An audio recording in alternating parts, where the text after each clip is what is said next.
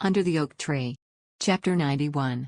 Ruth's previous remark that there was a mountain of work to finish was no exaggeration. Max opened her mouth as she stared at the library that had now become a mess in barely more than 2 days. Precious ancient texts were strewn about carelessly on top of one another, the desk was crowded with stacks of clutter and parchments. Even on the floor, there was a cloth large enough to seem like a blanket. It looked as if a war had taken place there. She lowered her head to look down at the cloth.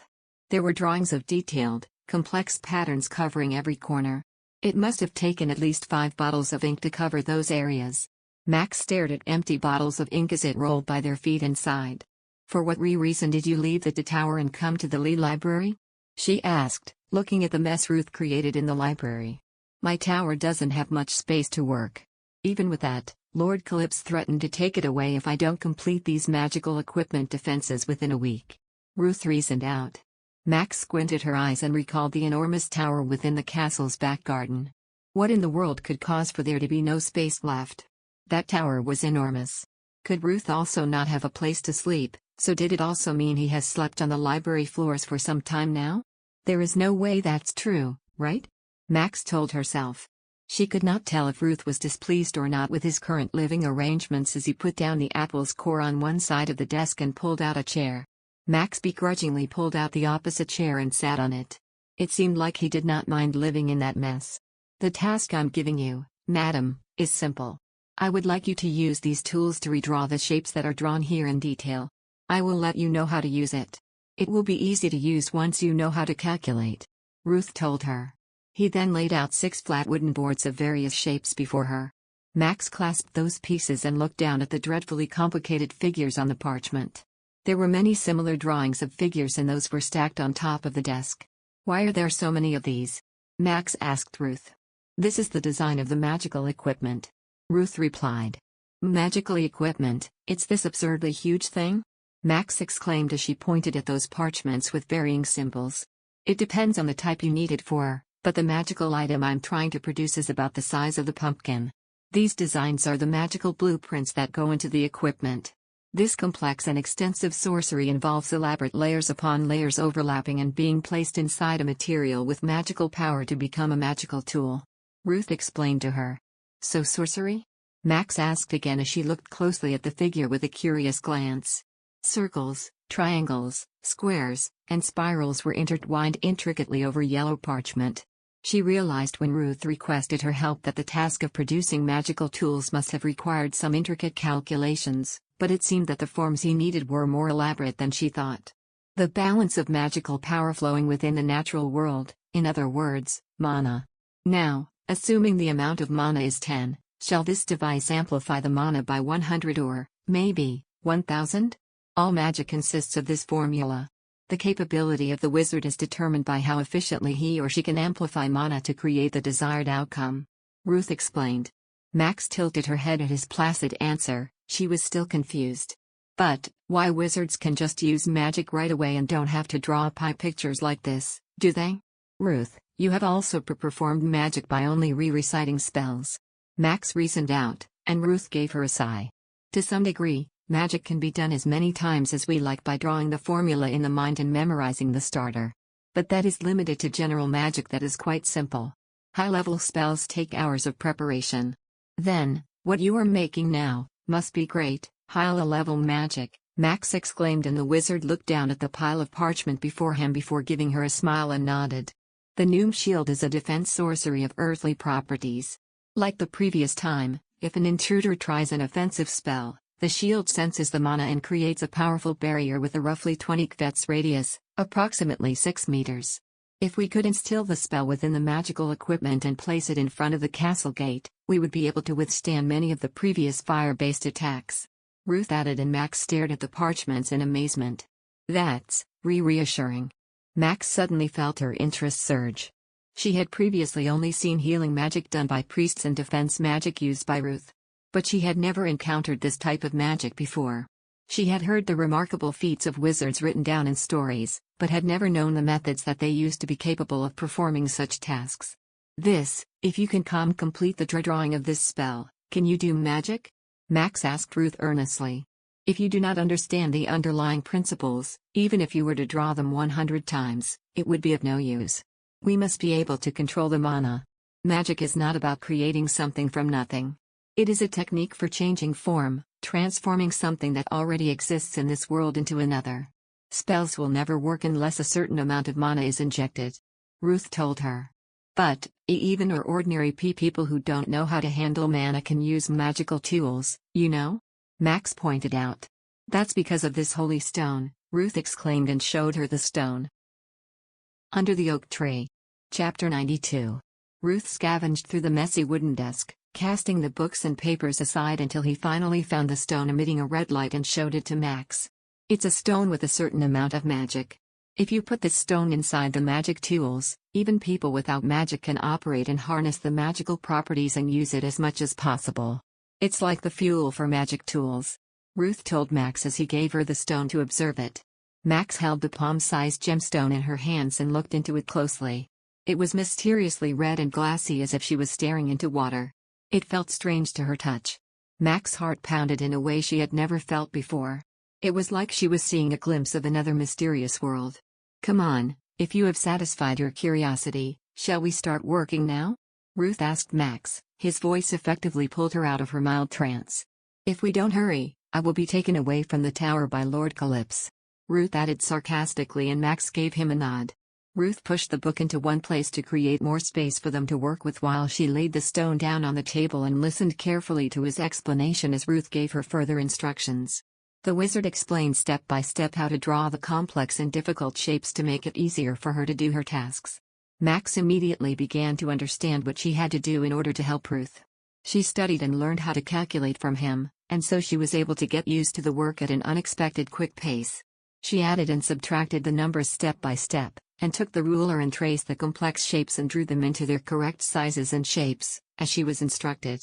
Even though it was an incredibly complicated task for her, she never felt bored doing it. It surprisingly even seemed fun. Ruth, who had been silently writing ancient words on parchment for a long time, raised his eyebrows astonished at the amount of work she had finished. Your hands are faster than I thought. There's not much of a mistake in your work. Ruth praised Max, and she squinted her eyes to discern whether the remark was a compliment or not. I can do this kind of work, too, Max said in defense and Ruth nodded at her. I didn't doubt that. I meant you were better than I thought. Ruth explained to her. However, despite his reassuring words, Max knew the wizard was making fun of her, and demeaning her abilities as if it was a given that she was ignorant and incapable of the simplest task. Max didn't feel complimented by him, she knew him too well. Regardless of what he truly thought of her, Max could not care less. She was already relieved that she wasn't likely to suffer from his nagging of her now that she has proven herself useful to him. I'm relieved to hear it's helpful, Max told the wizard before turning to focus back on her work. With a faint smile to herself, Max continued to organize the piles of parchment. After some time, she felt the heat from the windows. She looked towards the source and saw it was already late into the afternoon. How long have they been working in the library? Max asked herself this as she felt her fingers which were holding the quill pen began aching. Just as she thought of this, the doors to the library burst open. Due to this sudden disturbance, Max stopped what she was doing and turned her head towards the doorway. Her eyes widened when she saw Riftan in a black tunic and leather dark brown pants walking deeper into the library and heading towards her. She found herself wondering of where Riftan could have been and what he was doing all throughout the day at the sight of his casual attire. The fact that he did not wear any armor on his clothes meant that he had no plans to go out of the castle. Max found herself standing instinctively to greet him. As she stood up from her seat with a welcome smile, his cold voice pierced her eardrum sharply. The servants had been here since early morning. What the hell are you doing? Max looked perplexed at the displeasure on his face. She did not know why he sounded so upset. Riftan began to pace the room and stopped in front of the table and glanced at the piles of parchment and books scattered around her. What the hell are all these things? Riftan asked her sharply and Max slightly winced at his tone. As you can see, we were making the magic tools as Lord Calypso asked. Ruth answered Riftan. The wizard seemed unconcerned by the domineering attitude of Riftan. The latter's eyebrows curled fiercely up at the reply. Why should my wife be where you make magic tools? Riftan asked Ruth. It seemed he was trying hard to control his temper in front of the wizard. I asked Madam for help. As I have told you many times, I am pressed for time and could not do it all by myself. Ruth reasoned out. Ruth's harsh tone made Riftan's lips curl up in a scowl. He turned over the desk and snarled threateningly at the wizard. I ask you to do some cleaning, how dare you think of using my wife to help you? Riftan looked like he was ready to kill Ruth on the spot for disrespecting his wife, and Max felt a slight panic rise in her chest. I didn't ask you for help because I thought she'd be distracted. She's the only one who's good at shapes and knows how to read and write, so I asked her for help. I can't get help from the knights, Ruth replied. The wizard did not seem to think what he did was wrong. So, you think it's all right to seek help from the Lord's wife? Riftan raised his voice louder and his eyes grew even more murderous. Max quickly made her move towards him and stood between them. Riftan. I am okay, she told him gently. Riftan cast a fierce look. Her shoulders trembled at the threatening attitude he seemed to be wearing, but she couldn't leave Ruth, who helped her in many ways, so Max tried to keep Riftan calm. It's not that they're difficult, most of all, it's for the safety of Anatole. I don't want the same thing to happen. Max began explaining, but before she could finish, Riftan spoke again. Of course, I'll never let that happen again. Riftan this time spoke to her in a more softer tone. But his face still looked rigid and he seemed reluctant to let this incident pass. Under the Oak Tree. Chapter 93. But you shouldn't take the risk to be in danger yourself, Riftan told Max. Oh, my God. Where the hell is this place full of danger? Because you're afraid your wife might be stabbed to death with a quill pen, Ruth told Riftan. His cold sarcasm was clearly apparent. You often cause explosions and fires. Why are you doing this here when you have the tower in the first place? What if this room will be caught in fire too? Riftan snapped back. What we're making now is a defensive magic tool. There's no chance of an explosion or a fire. I could swear it on my ancestors. Even if there's a problem, at best, the library will be safe. Ruth steadily replied. Riftan twisted his lips at distrust at Ruth's words. The fact that there was no more reason Riftan could give to oppose the wizard seemed to have fueled his irritation. Looking around them, Max carefully pulled the hem of Riftan's clothes away from the front of the desk. She knew well when to recognize two hunting dogs fighting. She had to keep them apart first. Don't be angry, Ruth. Says it's safe, Max told Riftan, aiming to ease out his irritation. I'm not angry, Riftan whispered back to her and finally gave her a sigh as if admitting that he had lost. I'm just worried. Okay. If you really want to help, help him. But not too much. And Ruth, never think of getting her into a dangerous experiment or you will answer to me. Riftan gave Ruth a meaningful warning as he glared at the wizard. What the hell do you think of me? Ruth answered back in disbelief. Anyway, that's enough for today. I'll take her with me, so work hard on your own, Riftan announced and led her toward the door. Ruth rose urgently from his seat as if surprised by Riftan's abrupt actions. Suddenly, Max felt a tug on her arm and noticed that Riftan had pulled her arm towards him. It was strange that she didn't feel scared when such a big man was dragging her away in a state of anger. She used to be so scared when he frowned at her. Now she wonders how her perception of him has changed. She felt anxious, of course, by seeing the surge of displeasure painted on his face, but she also felt at ease knowing that he won't harm her. Where are you going, and without your armor? Max asked Riftan as they were retreating away from the library. I'm taking a day off. I should have some time to refresh myself, Riftan answered back, stopping on his tracks. Max opened her eyes wide at the unexpected remark from her husband. She sensed that Ruth seemed surprised, too. It was very rare for Riftan Calypso to declare that he would rest. What are you going to do about the disposal of the intruders? Max asked again. I've already sent a messenger of Libadon. I'll release the prisoners as soon as the compensation arrives. Until then, don't let them die in a dungeon. What if Libadon says they won't send any compensation? Ruth suddenly asked. That's when I will cut their throat, Riftan answered. He uttered those hideous words casually as he looked at Max's face. Then, he waved his hand at Ruth silently, prodding him to speak some more, but Ruth did not say a word. At that time I'll go and fix it, Riftan declared.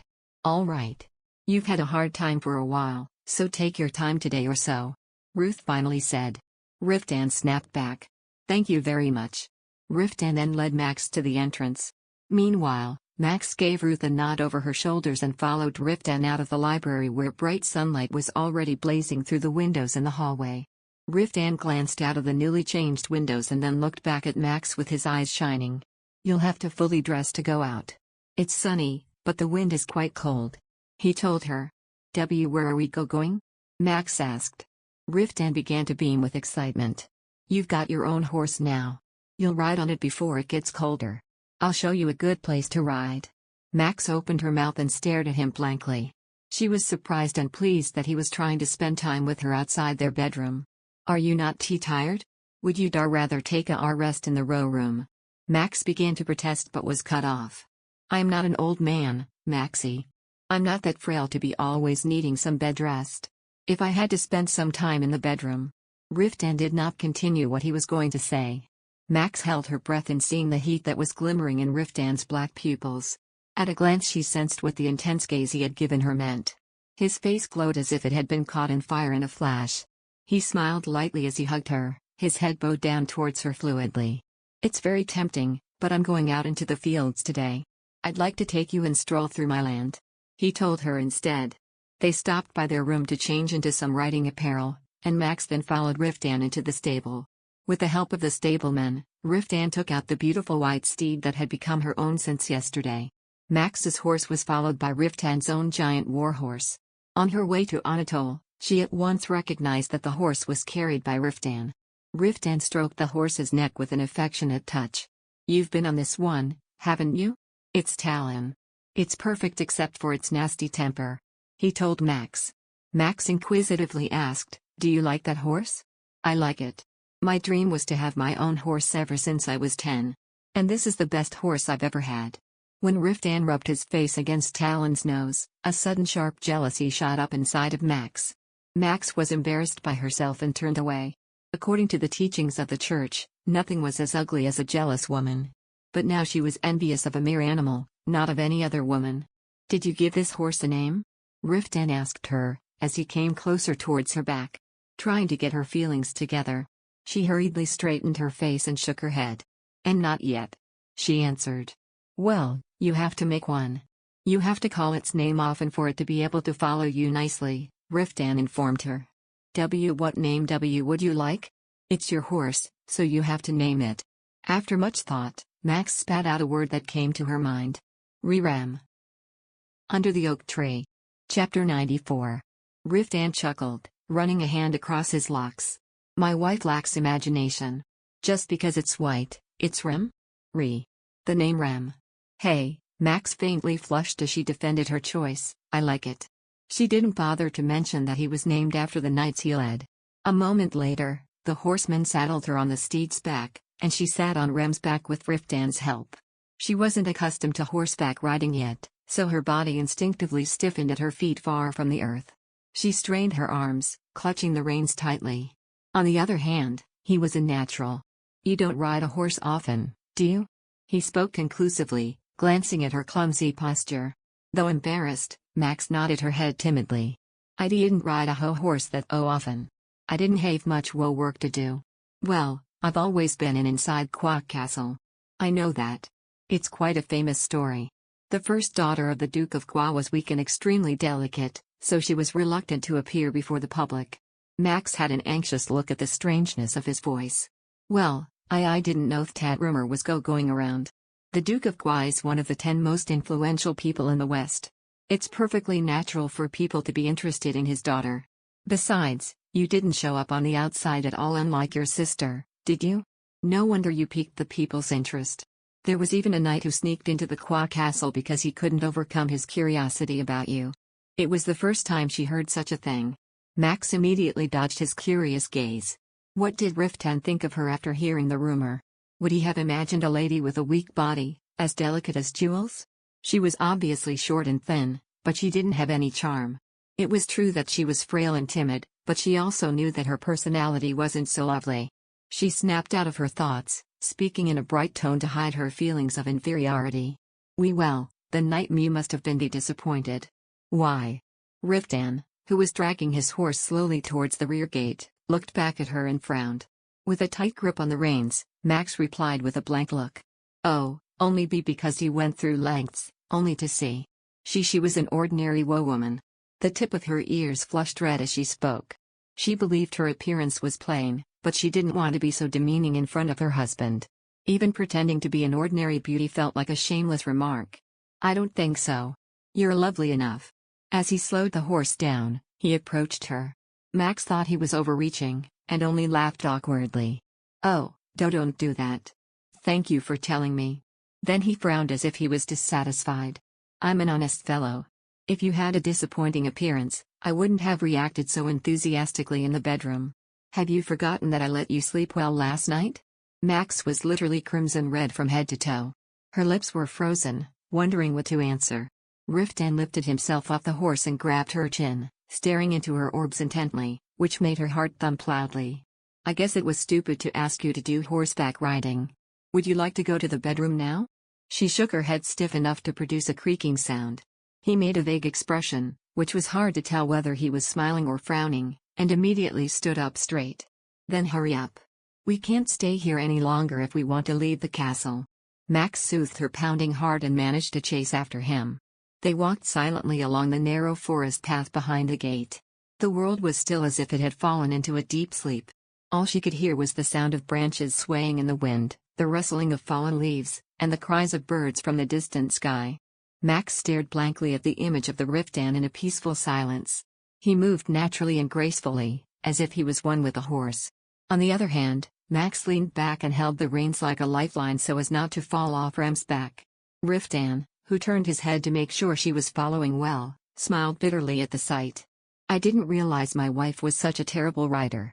The cheers from the front heated her cheeks. "I told you. Yo-Yo insisted I ride with Yo-Yo," she replied back a bit defensively. Riftan chuckled, then instructed her. "Try to relax your shoulders. When you're nervous, the horse can feel you jittery too." Max breathed out long, attempting to relax her shoulders. However, every time the horse moved, her hips jolted up and down, causing her to lose her posture. Riftan, who was observing the scene closely, brought his horse closer and advised her with a serious face. "You relax your upper body and tighten your thighs matching the movement of the horse. Like when you sat on my lap." Under the oak tree. Chapter 95. Riftan. She cut him off with a surprised exclaim. "Hey, Yo-Yo, you, the horse, you can't be vulgar." "What's the matter?" Riftan laughed cheekily. "There's nobody here." "Well, still. It's not appropriate." At the sight of her blushing face, Riftan merely chuckled before bursting into unrestrained laughter. "Oh, I don't know what you're so ashamed of. On the bed, that's how you." Riftan. Max raised her arm to shut his mouth. But before she could reach him, she began to lose her balance, almost falling down from the horse. Riftan quickly stretched out his strong arms to help her regain her posture. All right. Calm down," he cajoled her, the corners of his lips twitching at the repressed laughter. Max replied with an indignant stare at his shameless actions. But Riftan merely grinned and leaned down to press a chaste kiss on her forehead, making her almost stumble a second time from her horse. Riftan finally bursted into laughter as he grabbed her back again. I might have to teach you how to properly sit on a horse again. Just go on ahead. I would be able to ride better." His smile deepened at her sullen words. Despite Max trying to maintain a dignified attitude in front of him, she found it difficult to remain angry at a playful Riftan, a sight that was rare for her to see. And the truth was, every time she heard Riftan's carefree laughter, her heart erratically pounded against her chest. Together with her flushed cheeks, she found even breathing a laborious task. "All right. I'll check if you're right." Riftan teasingly accepted it and drove his horse forward. He had perfect control over the horse, as if the mane's vigorous strength was akin to his long, muscular legs. All throughout the ride, Max noticed that he was keeping up a manageable pace to make it easier for her to catch up to him. On their way back to Anatole, they grazed the meadows like a gentle, passing wind. This trifling consideration warmed her heart, for no one had ever cared about her as such. The man before her seemed genuine, seeing her as a lovely lady and a satisfying wife. "You don't really enjoy riding horses, but do you like animals?" Riftan suddenly threw a question out of the blue. Max blinked her eyes at him maliciously. I like them." "Oh, how did you know?" "There was a time I saw you sitting in the garden when I visited Gua Castle. You were petting a cat on your lap." Max was stunned. Never had she thought anyone would have been observing her. She was pondering the time when Riftan saw her when the latter continued to speak in a calm tone. It seemed to be having a good time rolling around. It was a gentle and peaceful sight, so I can still remember it even to this time. Oh, maybe. It was the stray cat that had been raised in the key kitchen to hunt rats. Boo, but its hunting skills were poor, so he wasn't fed much. I used to feed them secretly. So as thanks he would do all sorts of tricks on your lap. A thoughtful look settled on his face as he glanced over his shoulders. And what else do you like? When she asked him for the barrage of questions, Riftan smiled bitterly. As I said before, everything about you is mysterious. You rarely talk about yourself. There was a pause, before he spoke in a soft tone. Why are you so reluctant to reveal things about yourself? The question made Max's heart plummet down. It only occurred to her that he had been asking questions because he truly was ignorant of who she is. Was he able to ask such things because she looked like a lady who had no problems to him? Max was suddenly struck with confusion. Her father's contemptuous attitude towards her and this man's treatment of her were so vastly different that she didn't understand how to proceed with the situation. Revealing. I have never been reluctant. All right. He then launched into another series of questions. Then tell me what you like, what you hate, what you think about. Max suddenly felt grumpy. You don't even tell me first. Even to everyone, you are not talkative. At least I speak more than you do. A frown etched across his forehead as he tried to remember he and Max's conversations with other people. Ultimately, he shrugged and said, well, all right. Try to show yourself more, he acceded. As for me, I like horses, alcohol, and greasy food. Actually, I like anything that fills my stomach and stings my tongue. He continued to list as he moved the dropping branches that blocked their way. What else is there? Gold and jewels, honor, powerful weapons. The normal. I like what most men like. Max shifted the horse's gait as she thought of a query. What do you hate? Lies, he answered back without hesitation. And the incompetent. I've seen too many proud people who are undeserving. And more humans cheating on other people. I'm sick of them. Max felt her heart sink. Even though it wasn't meant for her, her whole body froze in trepidation. Under the Oak Tree. Chapter 96. Well then, what about you? Riftan questioned lightly, without noticing her distress. Max quickly concealed her emotions by trying to appear nonchalant. I just like the sorts of things that other people also like, she answered simply. That's not fair. I want a proper answer. Riftan asked her. At his prodding tone, Max thought some more in order to elaborate on her words to give Riftan a satisfying answer. After making up her mind on what to say, Max opened her mouth again. As I said before, I like animals. Dogs, cats, horses, I like chicks and rabbits too. And? I like rereading books. When I was at Castlequa, I was always in the library. Max announced and Riftan gave her a nod. Indeed, the butler told me that you spend the best part of your time in the library. Riftan told her and Max smiled faintly at him. That's right. There are many rare and precious books in the library at Castlecalypse. Although, Ruth clings on to most of them. Max added the last phrase as if it was an afterthought. Riftan glanced back at her in an almost surprised manner. He lowered his head towards him and asked in a rather conspiratorial tone, shall I kick him out of the library? If you do that, he won't let me forget it for the rest of my life. Max warned him in a slight panic. Riftan made an uncertain expression at her quick protest. He gave her a small frown and stared into her eyes before finally speaking his mind. It seems like the two of you are becoming rather close, Riftan said in a low voice, and Max sensed that even though he tried to mask it, the former felt uneasy about her spending time with Ruth. When we were decorating the castle, he gave me lots of advice. He's fussy and he nags a lot, but he seems like a good person. Max explained, but somehow it seemed like her words put him in a bad mood instead of comforting him. Riftan remained silent for a while, as if he was trying to choose his words. When he seemed calm enough to speak once again, he turned to face Max, and said, that's the right. He's fussy and has too much to say, but he's an honest man. Honest. Max realized he said it as though there was nothing more important than trust. And things you hate? Riftan opened his mouth again after writing quietly for a while, lost in thought. You have to answer that too, for it to be fair. Lashings, yelling, cursing and beatings came to her mind, but she could not give him such an honest reply. Yet, she did not want to lie to him either. Riftan hated lies more than anything. She hesitated and chose an honest answer to give him. Myself. Riftan blinked at her in confusion as though he did not understand why she said that. She said it lightly, like it was nothing much. I hate myself. Max repeated this time with more conviction. Just as she said this, the path they were on ended and a wide meadow appeared before them. They had finally arrived. Before he could press her further to explain what she had meant, she galloped off over the hill, leaving Riftan to stare at her retreating figure. Contrary to her expectations, she found that she was able to fully enjoy horse riding. She felt incredible at running freely over the expanse of hills without any restrictions. There wasn't any other place where SHS felt more comfortable and enjoyable than traveling through winding mountain paths. She galloped across the grasslands, which slightly glowed golden caused by the warm winter sunlight. She rode freely as if nothing was holding her back. Max noticed that her posture improved little by little as she rode, and by the time he suggested that they should rest a little on the top of the hill, she was already able to ride with a straight back without even thinking about it. I brought some wine, Riftan told her as he jumped off his horse and led them underneath a big tree at the top of the hill and helped her to dismount her own. You've warmed up. I can feel your heart thumping as fast as a hummingbird's, he said as he placed his hands on her sides and lifted her off easily.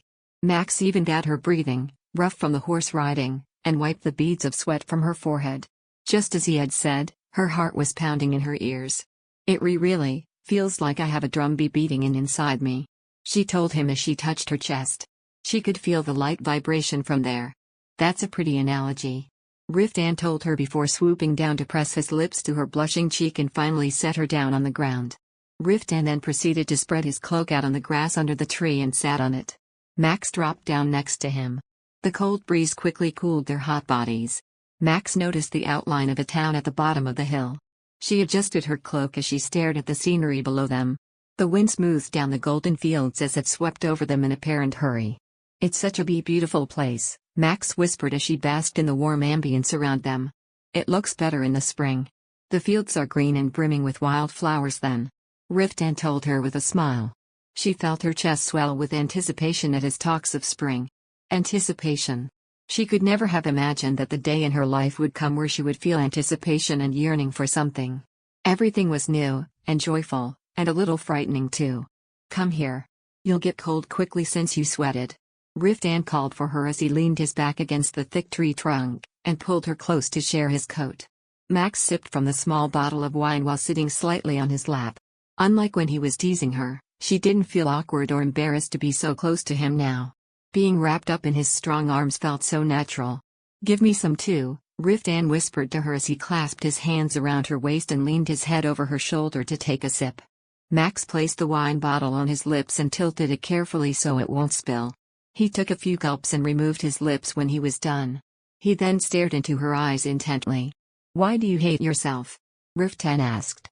It seemed that Riftan had no intention of lightly skipping over what she had said earlier. Max averted her eyes in embarrassment for what she told him. He did not want him to stare at her in pity. Surely it was obvious that she had only one answer. She sounded like the stupidest person in the world when she spoke. In some ways, the fact that he kept avoiding the subject was a little funny. Max asked nonchalantly, have you, never had a time when you hated yourself, Riftan? I've had plenty. Under the Oak Tree. Chapter 97. Riftan relaxed his shoulders as though his nerves had been soothed a little and pressed his lips to her forehead. It seemed that he had been mulling over her hastily thrown out words the whole time they had been riding, and finally he was allowed to talk about it with her. But I've never hated myself so much that it was my first answer when someone asked me about my dislikes, Riftan told her simply, and Max sighed. Well, that's because there's nothing about you that you could hate that much, is there? He looked amused at her mumbled words. Does it appear so? He asked her in a teasing manner, and Max eyed him with slightly furrowed brows. You're yourself, know it well, do you not? I don't. You'll have to let me know. She peered up at him as though asking if he was serious about what he said. Nonetheless, Max decided to humor him and began listing out his attributes. You're strong. You're the best knight in the world, and you're tall and clever. Max wasn't able to continue when Riftan gave her a light chuckle. It's my first time hearing someone call me clever. Although I've heard that I'm slow-witted many times, Riftan teased her, and Max gave him a frown. Although his way of speaking was unrefined and he wasn't exactly a master of decorum, Riftan was a far cry from being slow-witted. He had a sharp gaze and his observational skills were occasionally very insightful. Sometimes she even felt like he saw all the way through to her soul. A slow wide-witted person, couldn't he never be as so well respected? She told him. Riftan smiled cynically, as though he was unable to peacefully agree with her. Resting his head back against the tree trunk, he asked her disinterestedly, "What else? You're loyal, you have low leadership, and you're handsome." Max answered shyly. She could feel her cheeks swarming up. "You think I'm handsome?" Riftan once again teased her and she gave him a shrug. "You all already knew that. How would I know what you think about my appearance?" He told her and Max was taken aback and blinked at him in confusion. "I have eyes too, Riftan. My sense of beauty is the same as other people's. Every time I visited Castle Qua, you quivered like you were facing a hideous ogre," Riftan said teasingly. "Those weren't the eyes of someone looking at a charming young man at all. You would probably have looked at even a goblin's wrinkly face more adoringly," he added, and Max gave him a look of disbelief. I've never seen a goblin before," she answered. "That's not the point here."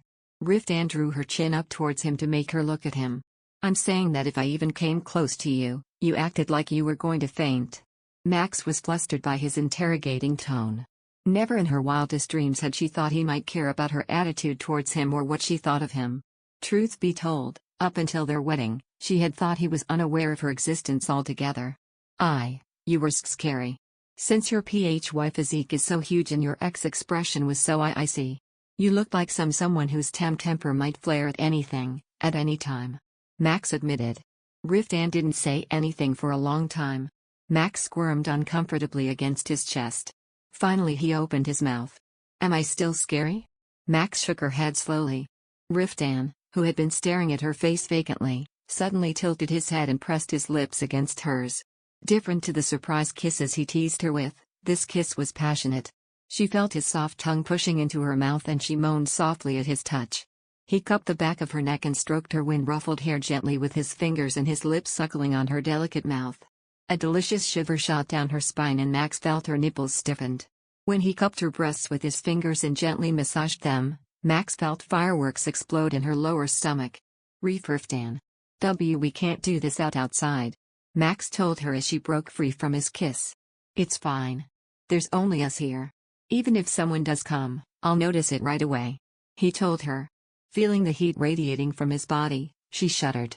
Because Riftan's face was so calm and composed, she hadn't noticed yet how hard he already was as they kissed.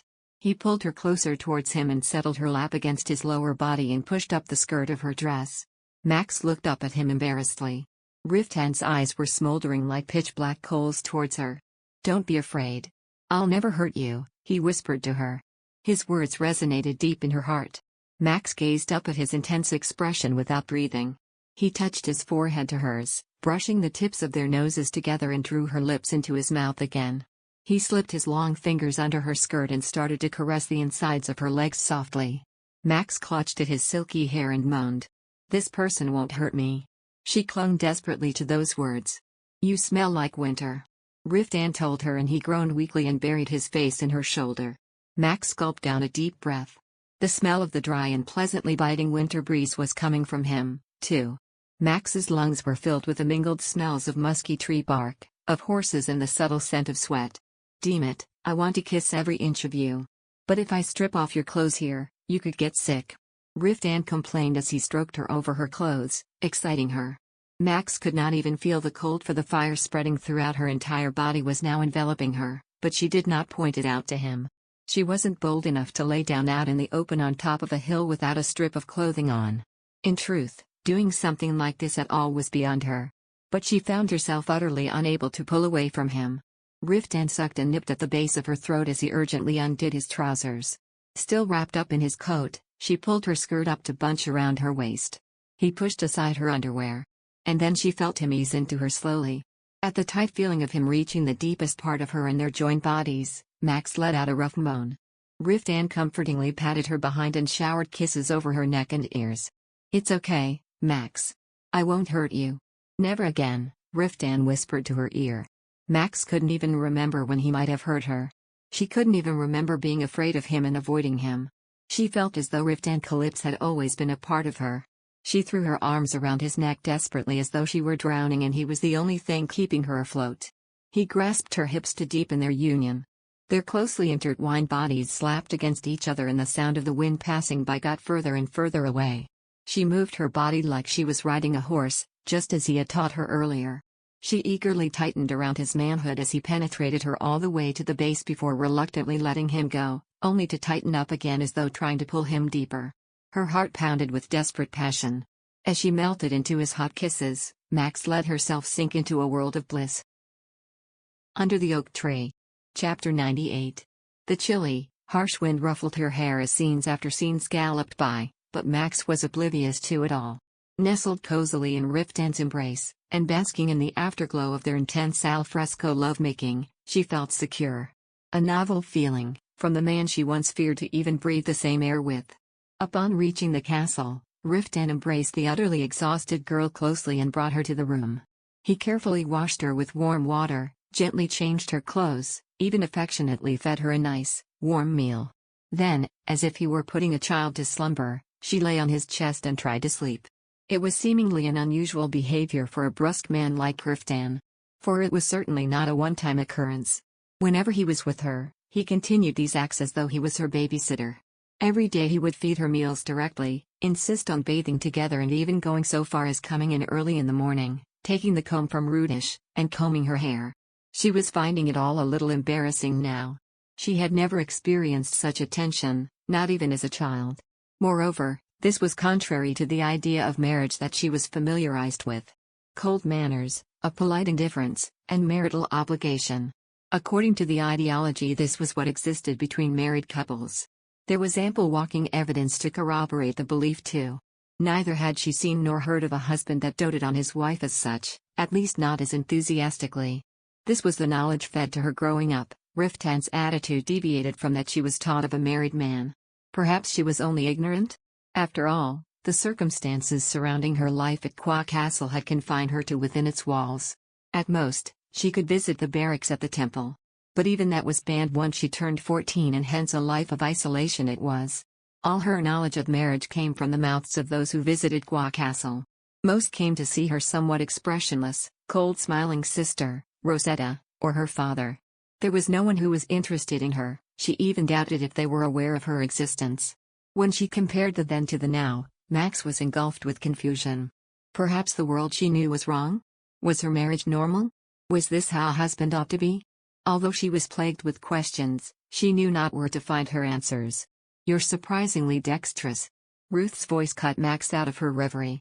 He shot her a satisfied smirk while meticulously going over the formulae he had arranged. "And you're much faster than I expected," he added. Was that supposed to be praise? Max smiled bitterly. If it's just repeating the same thing. It's natural to speed up. It's time to finish up.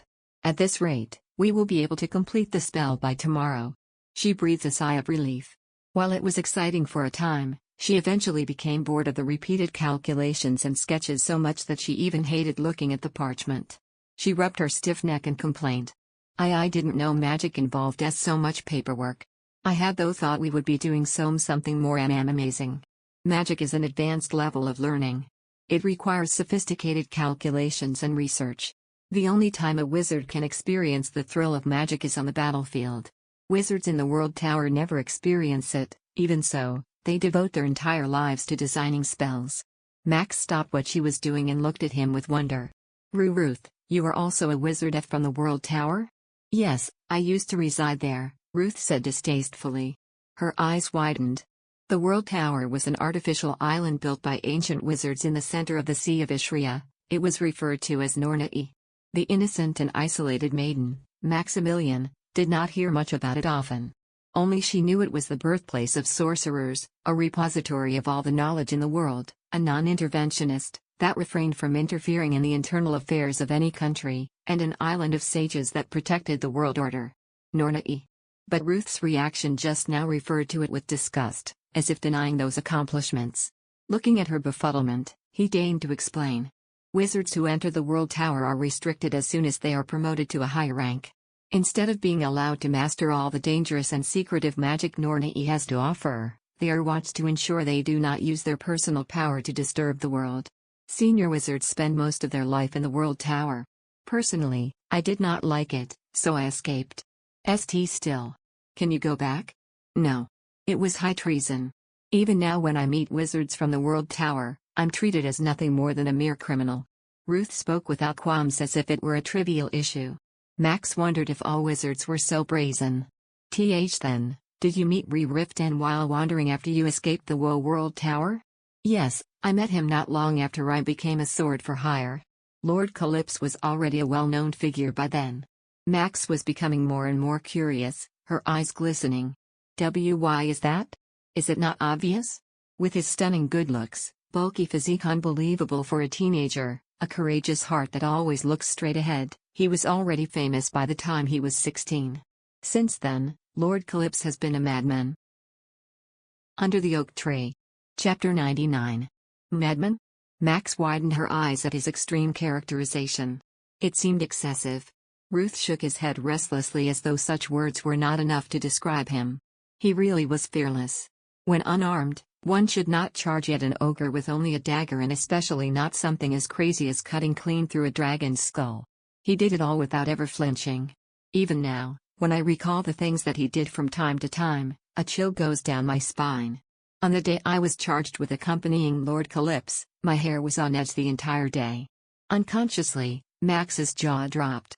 Rather than being awe-inspiring, his words made her break out into a cold sweat. She could not believe that he had been doing such dangerous deeds since he was 16. Isn't 16 even younger than when her sister, Rosetta's debut, or even Euryction, the cheerful knight in training? She licked her dry lips and asked with a quivering voice. Does he still do those sort of acts? He is still the same when it comes to taking care of his body, but he rarely gambles his life like he used to back then. Although he is no longer involved with obstinately questionable actions, he is strong enough to get rid of evil spirits with ease. I have not seen him risk his life in that way for many years, not since the time of dragon suppression. Dr. Dragon Suppression. What in the world happened? Ruth sighed heavily at her question. Lord Calypso has an extremely rare ability to temporarily absorb mana. This allows him to use it as his weapon in the form of his sword. He was not born with this ability. While battling evil spirits, he was covered in their bodily fluids and blood, and his body changed. To cut a long explanation short, Lord Calypso defeated the Red Dragon using this ability. He stood in front of the most powerful magic to exist in the natural world, Dragon Breath, and cut right through it, absorbing its strength into his sword and finally slicing off the dragon's head using its own mana. She shuddered at the image of him throwing himself into the flames of a dragon. Ruth was grinding his teeth at the mere recollection. If there had been only one miscalculation, Lord Calypso would have been a handful of ashes. Due to his outrageous actions, it became the most courageous tale on the continent. Max had heard previously about Riftan's feat against the Red Dragon, but she never knew how reckless he had been. She trembled in fear. Riftan could have died. She could have never gotten the chance to know him this intimately, and that miserable wedding night would have remained the only thing between them. She dreaded the thought. "Oh, I did not mean to frighten you," Ruth muttered surprisingly when he saw her pale face. "That was not a story meant to be heard by a lady. I have spent too much of my time in the company of rough men, I guess I'm losing my sensitivity. It's okay. As asked you first." She was doubtful that he ever had any sensitivity to start with, but she did not bother to say that. Max turned around and began to complete her assignment quietly without asking any further questions. Her mind was in disarray, fear gripping her heart. He was a knight, she surmised. Eventually, he would throw himself back into danger in due time. Once the winter passed, Riftan would be summoned by King Reuben to lead his fellow knights on an expedition. It was his duty as a knight after all. He might never come back this time. Riftan may be a powerful knight, but he is not invincible. The possibility left Max breathless. She did not realize how precarious the situation was. That her comfortable, happy life could disappear so easily. That Riftan could disappear so easily. "Your mind is elsewhere," the wizard promptly pointed out. He read her condition quickly. He squinted his eyes, looked at his work on his desk, and put down his quill pen. "That's enough for today." Max meekly rose from her seat and left the library. Today, the new servants arrived. After consulting with Riftan, she had requested the merchant, Adarin, to recommend 30 new servants. As the lady, She had to greet the new hands and select servants to take charge of educating the others. After that, she visited the kitchen to observe its condition. It was still bustling with cooks preparing the daily meals, but it no longer looked like a war had broken out. Preparations for winter were nearly complete. The first frost is expected within the next few days. Rodrigo, appearing suddenly behind Max, shivered at the noticeably lowering temperature and firmly secured his overcoat. Max's face clouded over with worry. Before that, we should provide winter clothes to the guards, she said. That is almost finished. Since more servants have come in, we should be able to complete everything before the cold snap hits us. Rodrigo reported. When the winter preparations were over, time in the castle would begin to pass slowly. The hectic period would soon be over. Lastly, she went to each room to check if there was enough firewood, thereon, returning to her room to fill out her journal. Under the Oak Tree. Chapter 100. Shorter days and longer nights were a characteristic of winter. And if one were engrossed in work, darkness would descend even sooner. Max lit a candle and looked towards the dusky outside. She had been busy the whole day, a little tired too, but she spared no thoughts to herself. As she gazed at the tranquil, even sky, her thoughts ran straight to Riftan. He was busier than anyone else in the castle. Throughout the day, Riftan went around the territory training his soldiers, and when that was done, he circled around the walls to sweep away the monsters and predators who might be hiding. However, his numerous tasks didn't end at that. From early dawn to late night, he was up to his eyes checking the progress of new buildings in the village, discussing taxes with collectors, or checking the town for troublemakers.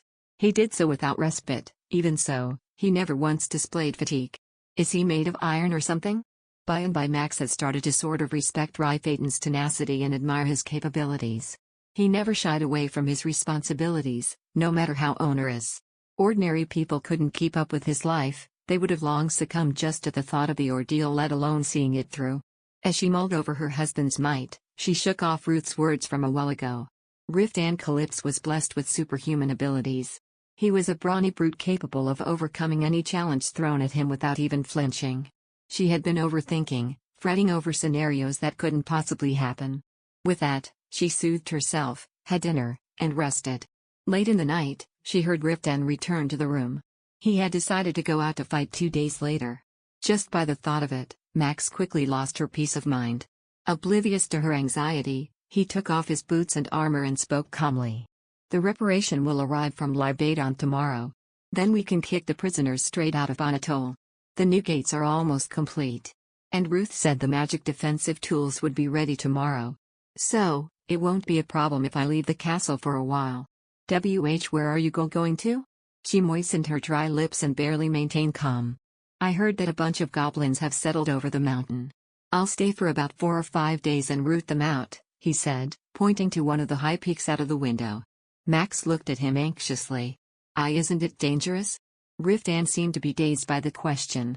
Hey, are you being worried that I might be hit by goblins? He finished with a laugh as if it were absurd.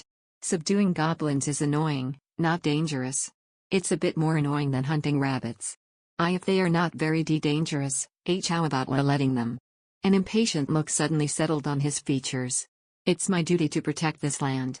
Are you telling me to neglect it now? He said in a hardened tone, making Max unconsciously flinch.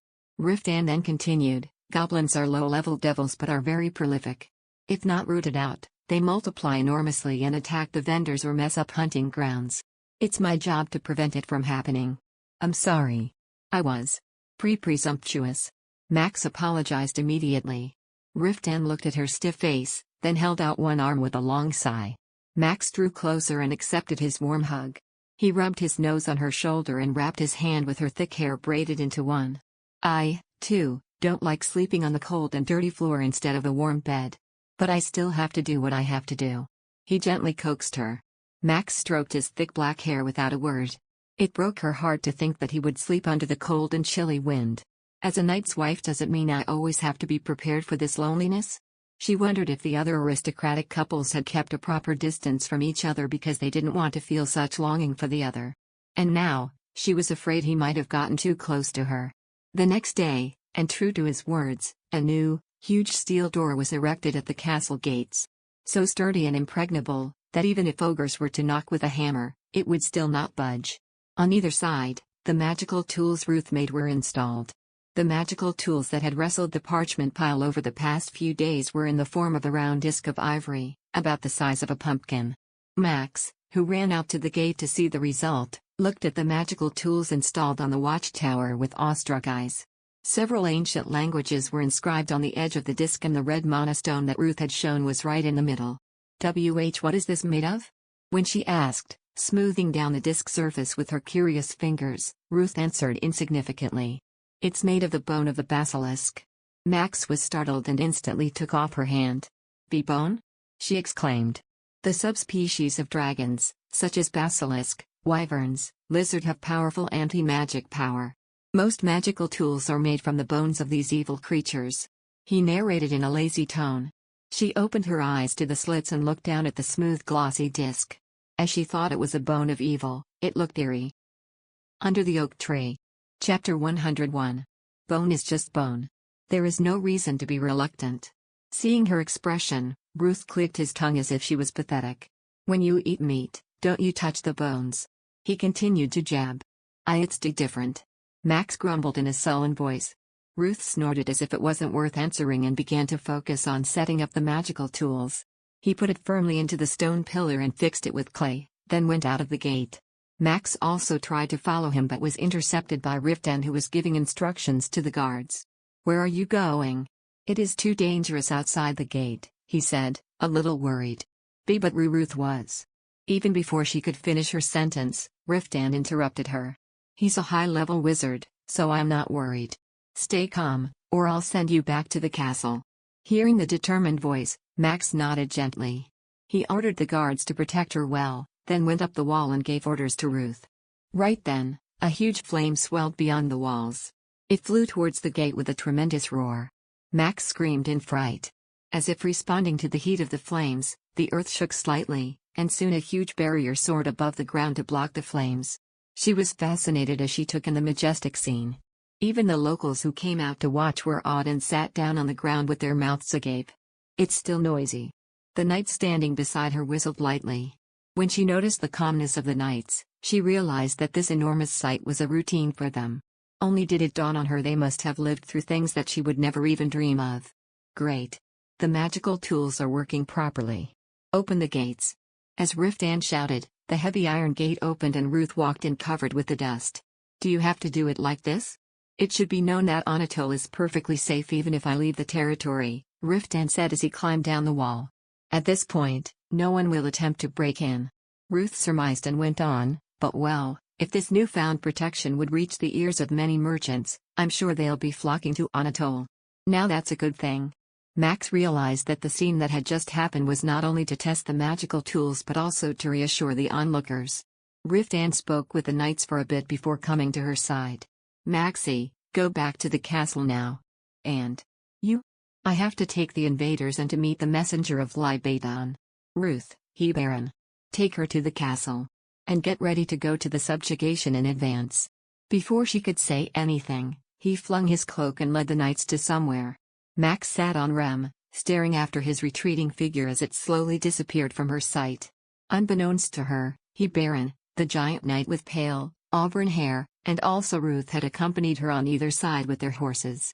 After getting used to a warm bed, he has to crawl into the mountains again, he Baron said, prompting a laugh from Ruth. You also complained about the castle being boring, Ruth reminded him. You should sleep in the frost as well, the Myth Knight generously offered. I'll decline.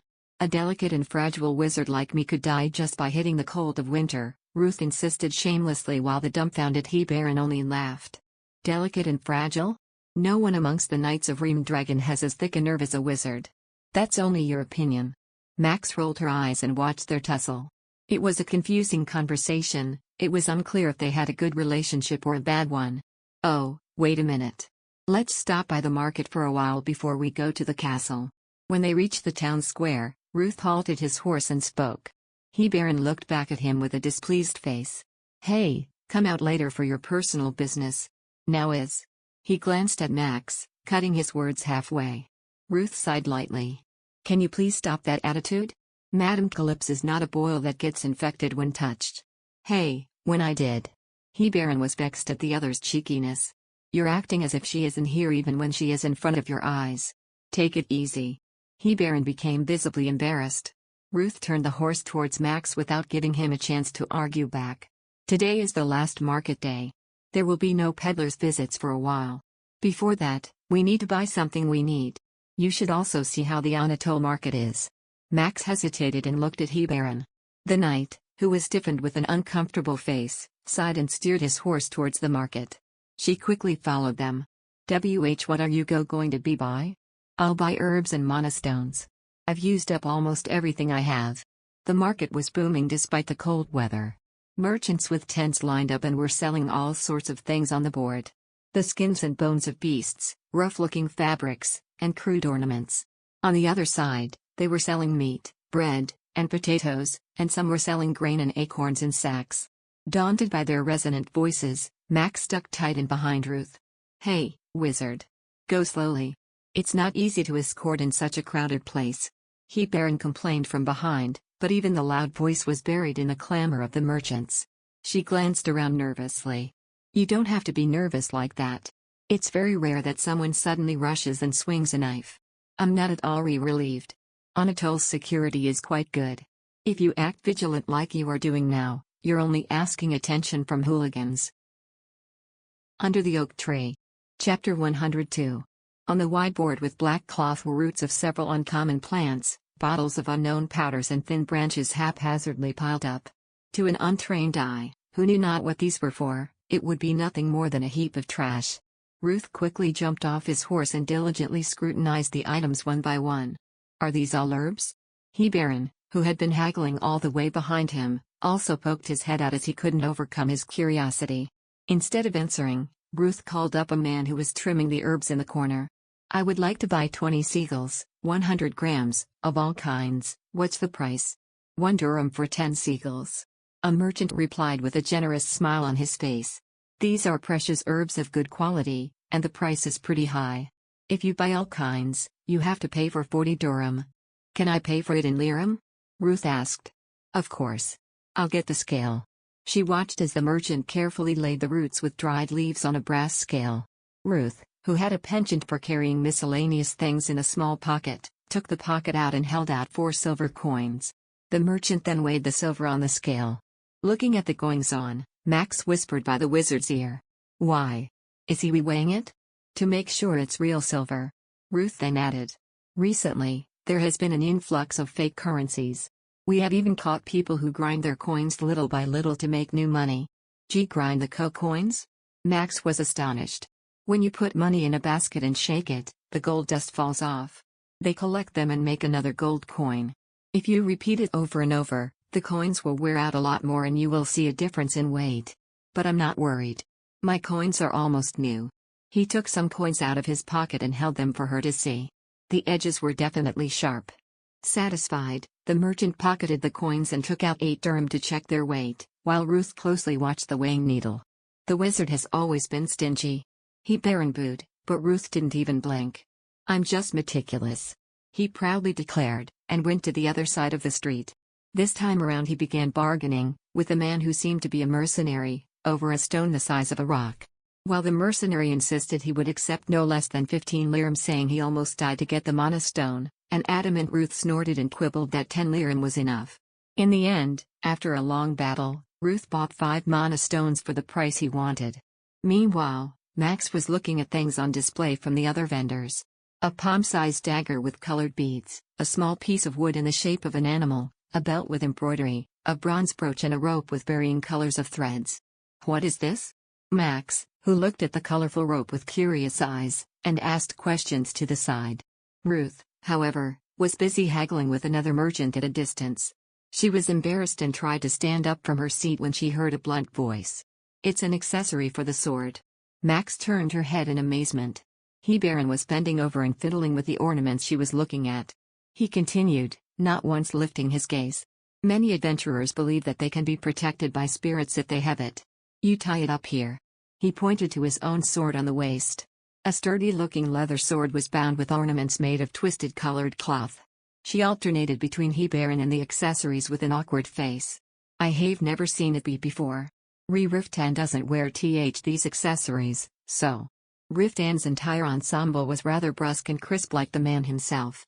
So it was very obvious that Max, who had only seen that one man in close quarters, didn't know of these beliefs that seemed to be rife among the general masses. The leader thinks this is useless. His pride is too strong to dwell on superstitions. The knight's words were a blend of sarcasm and affability. Max relaxed and smiled a little. If it's Riftan, I'd think so. But if Madame gives it to him, he might wear it. He asked in a calm voice, scratching his wavy back hair. Would you like to pick one? Max blinked up at him. The unexpected favor flooded her in both embarrassment and joy. Wouldn't it be expensive? How much could this thing be? Max blushed at his absurd remarks. She didn't want to act stupid. She chose a short rope of red, green and orange from among the ornaments hanging. Baron handed a coin to the merchant without asking about the price. That's enough money, of course. Judging from the merchant's widened eyes, he seemed to have paid much more than the original price. I will return it as soon as I get back to the castle. It's all right. I'm not a petty little man like a wizard who brings one coin. He shrugged and turned to Ruth. Max picked up her accessory and hurried after him. It crossed her mind that she had not even thanked him yet, but the man had already cut off her attention and was grumbling to Ruth for how much longer he was going to procrastinate. Ruth put the purchased goods in a sack and made an annoying gesture. Yes, sir. Let's go back. Under the oak tree. Chapter 103. Ruth pulled the reins and walked leisurely to a quiet place. As soon as they got out of the market, they rode straight to Calyp's castle. She was also able to climb the winding hillway with her deft skill. Who's going to take part in this round? By the time they reached the barrier, Ruth looked back at Baron and asked. Baron stroked his chin with his hands as if he were pondering. I think Gable and I are going. And I'm thinking of taking some in training nights. It's about time they got hands-on experience. The castle will be less noisy. By Ruth's contented words, Baron grinned. I'll have to ask the leader to bring the wizard out, too. Sir Calypso won't take me away. When something happens, he'll be more relieved that I am in the castle. Yes, I suppose so. Baron sighed reluctantly, admitting. All right. Enjoy your peace while we're gone. I'll clean up the mountain in a blink of an eye and come back and make some noise near your tower. Baron sped up his horse and drove them through the gate at once. Ruth just shrugged carelessly. Max felt a little envious of their squabbling. There was a deep understanding and bond between Baron and Ruth. They weren't the only ones. When Riftan were with the knights, they looked more natural than ever. Even the moment they argued and quarreled, they still looked happy. In the eyes of Maximilian, who had always been alone, the firm bond that existed between them seemed as fascinating as ever. Now I have to go back and take a nap. I've been living like a bat for the last few days because of those blasted magic tools. Ruth suddenly passed through the gate and looked back at her. Madam has done a great job, too. If you didn't help me, it would have taken me 3 more days. If I'm helpful, it's my pleasure. We will provide you with that pleasure again in the near future. Ruth grinned shamelessly. She tried to frown but ended up laughing. She wished she could be accepted as a member of them little by little in this way. A sense of belonging. She was wondering what that would feel like. The next morning, Riftan got out of bed even before the sun rose.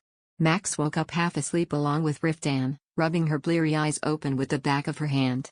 At her sleepy spectacle, Riftan rubbed his lips on her cheek with a smile. You sleep a little more. You don't have to get up at this time because of me. I slept enough. I thought I kept you up until quite late. Riftan stretched his last word and gently stroked her chest. Max blushed and quickly pulled up the sheet. Riftan chuckled and swept away her disheveled hair. Don't go hard on yourself. Just go to sleep. I will get you up.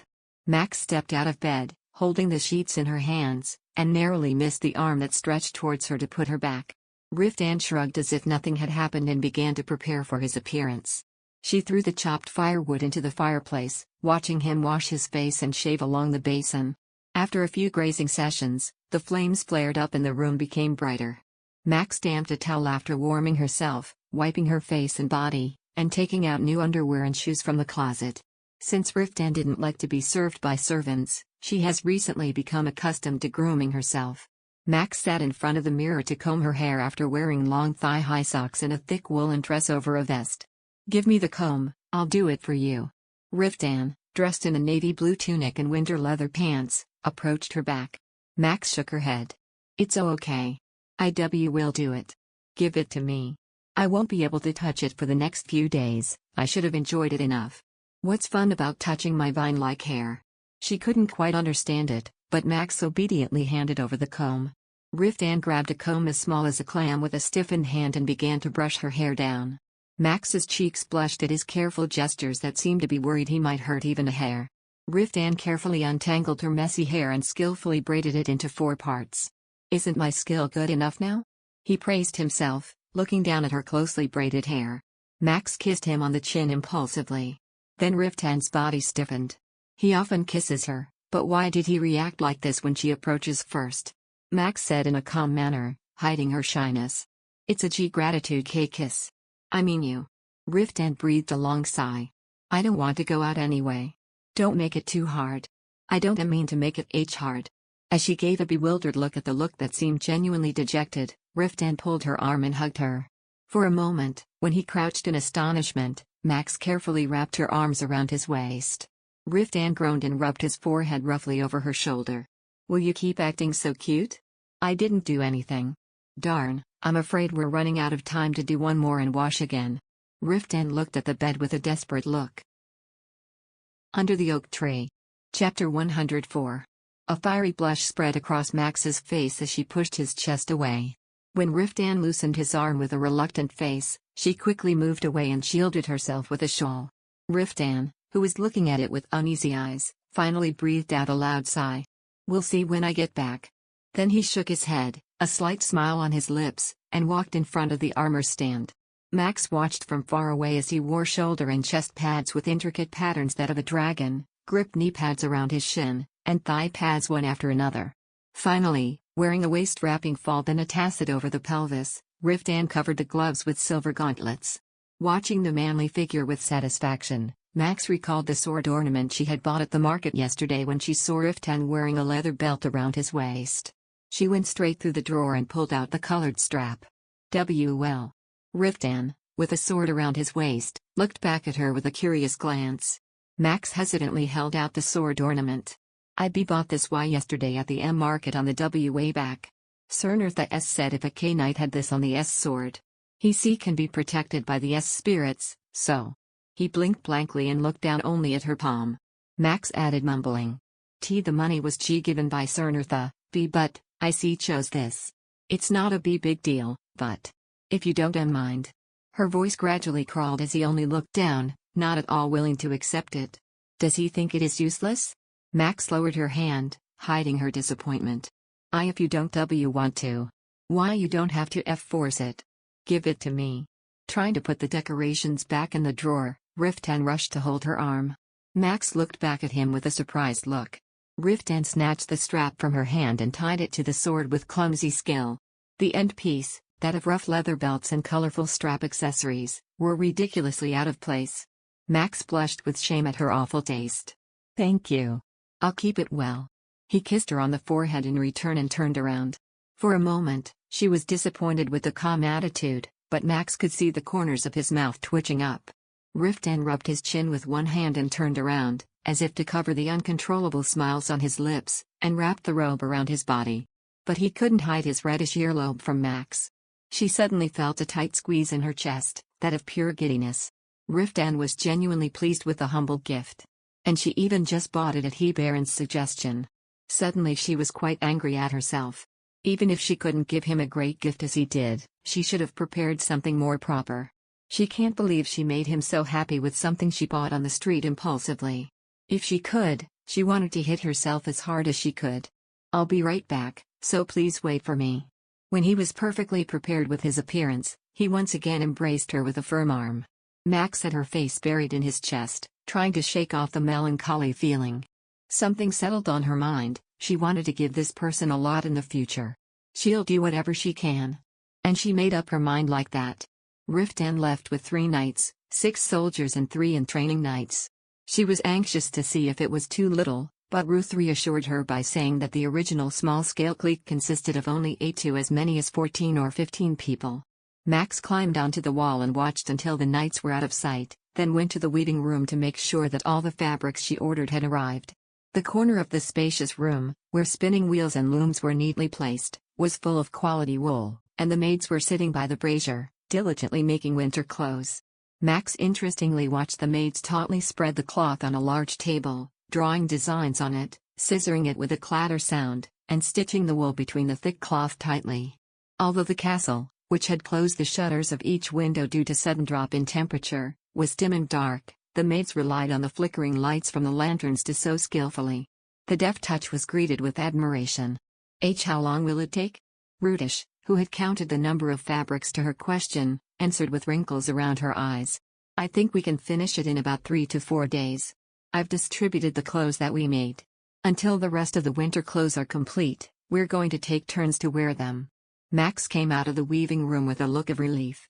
The castle of Calypso, where the dark had fallen, looked even more bleak. Perhaps because it was noisy preparing for the winter and decorating the castle for a while, the calm seemed more spooky than necessary. She took a look at the kitchen, the stable, and the annex with Rudish, and then returned to her room to rest. Under the Oak Tree.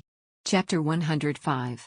While sitting in front of the table and flipping through the pages, the mood gradually subsided.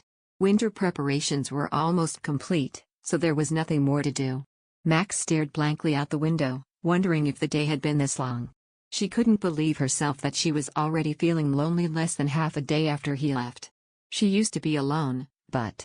Madam, you must be tired. Should I get you some tea? Max, who had been absent-minded, hurriedly straightened her face at the careful question of Rudish. She was the hostess of the Calypso castle. It's impossible to show that she was depressed like a child just because her husband had been away from the castle.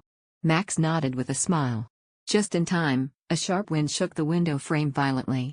Her complexion froze with anxiety, watching the naked branch shake violently.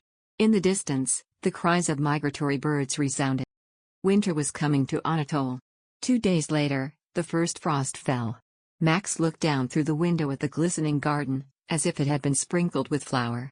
Temperatures dropped noticeably, with winter everywhere. Is Riftan really okay in the mountains in this weather? Looking at the distant mountain nervously, Rudish, who was sitting in a chair sewing, breathed out a sigh. It's unusually cold this winter. It's also so early. Why, you said Anatole wasn't that sea cold even in winter? Yes, Anatole is located in the basin, so it is warmer than other areas in winter. After saying that, Rudish looked a little embarrassed. But this winter seems different. There's already thin ice in the well. The firewood we're going to use in the meantime. Won't it be as short? We've got more than usual, so it'll be fine. A gentle smile by Rudish appeared to ease her mind. Max followed her and pulled the corners of her mouth, and sat in front of the fireplace to warm her cold hands. As the weather became rapidly cold, the castle of Calypso was filled with deep silence, as if it had fallen into a hibernation. The servants, who were briskly wandering around the castle, spent their time in a room where the brazier was placed, doing chores, and the merchants who were visiting the castle with goods stopped coming in between, making the spacious garden look like a deserted wasteland. Despite her preference for calm and quiet rather than noisy, Max felt lonely in the sudden change of mood in just a few days. Shall we start cooking lunch?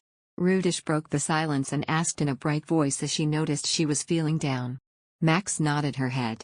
What's for lunch today? We have cream stew with peas, smoked sausage with spices, and pumpkin pie with molasses and cinnamon for dessert. Just hearing the story made her mouth water.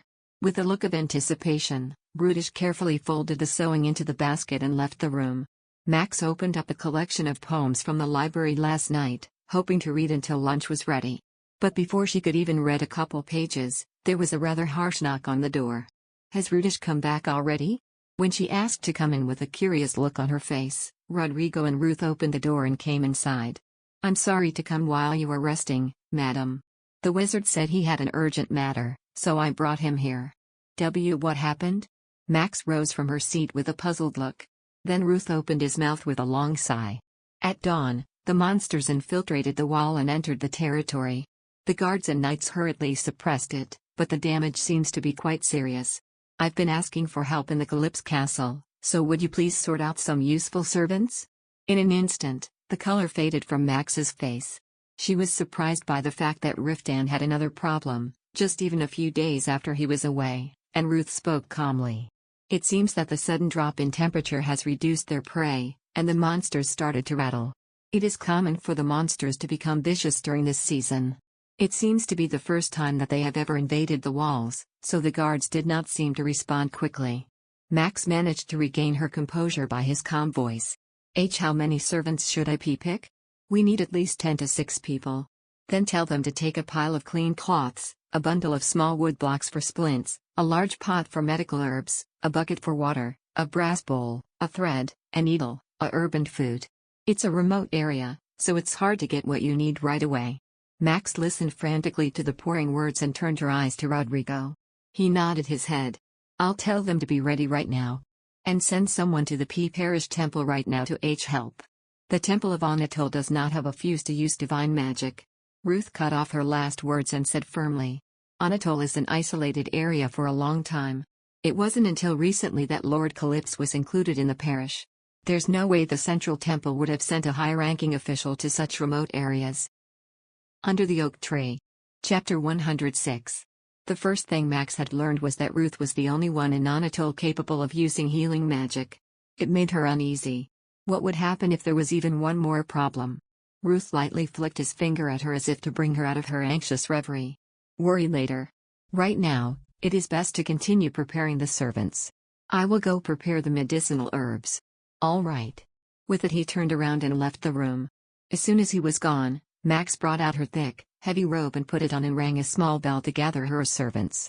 Once they'd all arrived, she chose 10 strong, young servants and 5 maids. She ordered them to start preparing to go out. Then, she left the great hall. When she came out to the military training field, she pulled up her hood to block the cold wind. She saw 3 huge carriages that were being loaded up with bags by the servants. After confirming that everything was packed, she boarded the carriage along with her servants. After a while, Ruth appeared carrying a large sack over his shoulder. He packed the medicine into the luggage compartment. Max scooched closer to the carriage wall, so he could climb up. However, the wizard was surprised when to see her. Oh, is the madam going as well? Her eyes widened. Of course, she thought she had to go and help. But why will it cause a disturbance if I go? No. I was just surprised, that's all. It would be quite helpful if you come. The wizard sat opposite to her, smiling softly. Soon, the 3 carriages departed and began to pass underneath the gate. As they were crossing the Dojitio Bridge, they began to rattle violently, startling Max and causing her to cling onto the handles tightly. The carriage slightly tilted forward while going down the steep hill. Suddenly worried that she was going to fall off, she clung even tighter. As he witnessed the entire scene, Ruth shook his head and spoke. The wheels of the carriage are equipped to handle going downhill. You do not have to be so nervous. Max flushed, immediately letting go of the handle. She was embarrassed to show that she had little experience riding in a carriage. How much he must have traveled. Like he'd said, the carriage came down the hill safely and turned eastward. She looked through the window as they went along the remote forest path, densely packed with naked trees. The thin branches of the trees cast web-like shadows over the icy ground. Looking around at the bleak landscape, Max turned away from the window and took a deep breath to calm her pounding heart. After a while, the carriage came to a stop. We've arrived. When the servant opened the door, Ruth jumped out first. Following him, Max stepped out only to be greeted by piles of the corpses of evil creatures hardened as if they were stone. In the wide, open space of the lumber yard, there were tree stumps sparsely scattered, and it was there that the bodies of huge beasts with pitch-black fur were stacked. Werewolves, said Ruth calmly, looking down at the head of the beast. If they had secretly tried to climb the wall at night, it's no wonder the guards did not notice. We need to set up a contingency plan. Max managed to swallow the bile that began to crawl up her throat. She did not want to see such an unseemly sight again. Wizard, sir. You came. A loud voice echoed. Consciously turning away from the gory scene, Max looked towards the direction of the sound. Between the dense tree line, she could see a few shabby cabins and knights leading their garrisons. One of the knights quickly strode forth to Ruth. Sir Wizard, Lord Ricardo has hurt his shoulder. Could you please take a look at the wound? He said solemnly. You say Lord Ricardo is hurt? A puzzled Ruth queried. How? The young knight exhaled as if biding a moment to muster a reply. It was foggy near dawn, so I did not notice the call for help. Lord Ricardo was holding off the werewolves by himself until the backup arrived. What in the world? Where is Lord Ricardo now? Come this way, please. Ruth hurried after the knight. Max, who had been standing by the side, was now confused as to what she should do. Instructing the servants to unload the carriages, she quickly trailed Ruth. As she gingerly stepped into the dimly lit cabin, she could see the wounded scattered across the floor in neat rows. Max examined the dusty space and furtively glanced at the guard lying closest to her. It was a gruesome sight. She gasped without even realizing it. Arm bent at a strange angle, the once prim and proper tunic ragged, stained with dirt and blood, he lay there with a mottled and blackened face wincing in excruciating pain. There was also a peculiar stench emanating from him. All in all, he made for a ghastly sight. Max had blindly followed Ruth. She had little experience in tending to wounds, let alone the severely injured. She was now but a blank spectator, as she stood there in a state of panic and broke out into a cold sweat. However, the able wizard had taken the reins in his hands and Ruth yelled out to her from across the room. "My lady. Please tell your servants to boil water right away. We will need a lot of it. Go Maxie. Really love how she's being exposed more to the world. Although this is a bit of cruel situation TT." Under the Oak Tree. Chapter 107. Max dragged herself enough to move out of the cabin quickly. She ordered the servants to make a fire to boil water and then to bring it into the cabin. The servants immediately gathered wood to create a fire pit in front of the hut, took a large pot out of the carriage and rushed to the nearby spring. Ruth finished treating the knight's wound and scrambled out of the cabin to retrieve his sack of herbs. He faced Max. "Have you ever dealt with an injured person?" Max shook her head. She was not going to lie at such a critical time. Ruth nodded and seemed to have expected it. Ruth took out a few small packets and pushed them out to her. "This powder is a hemostatic agent. It helps to clot blood.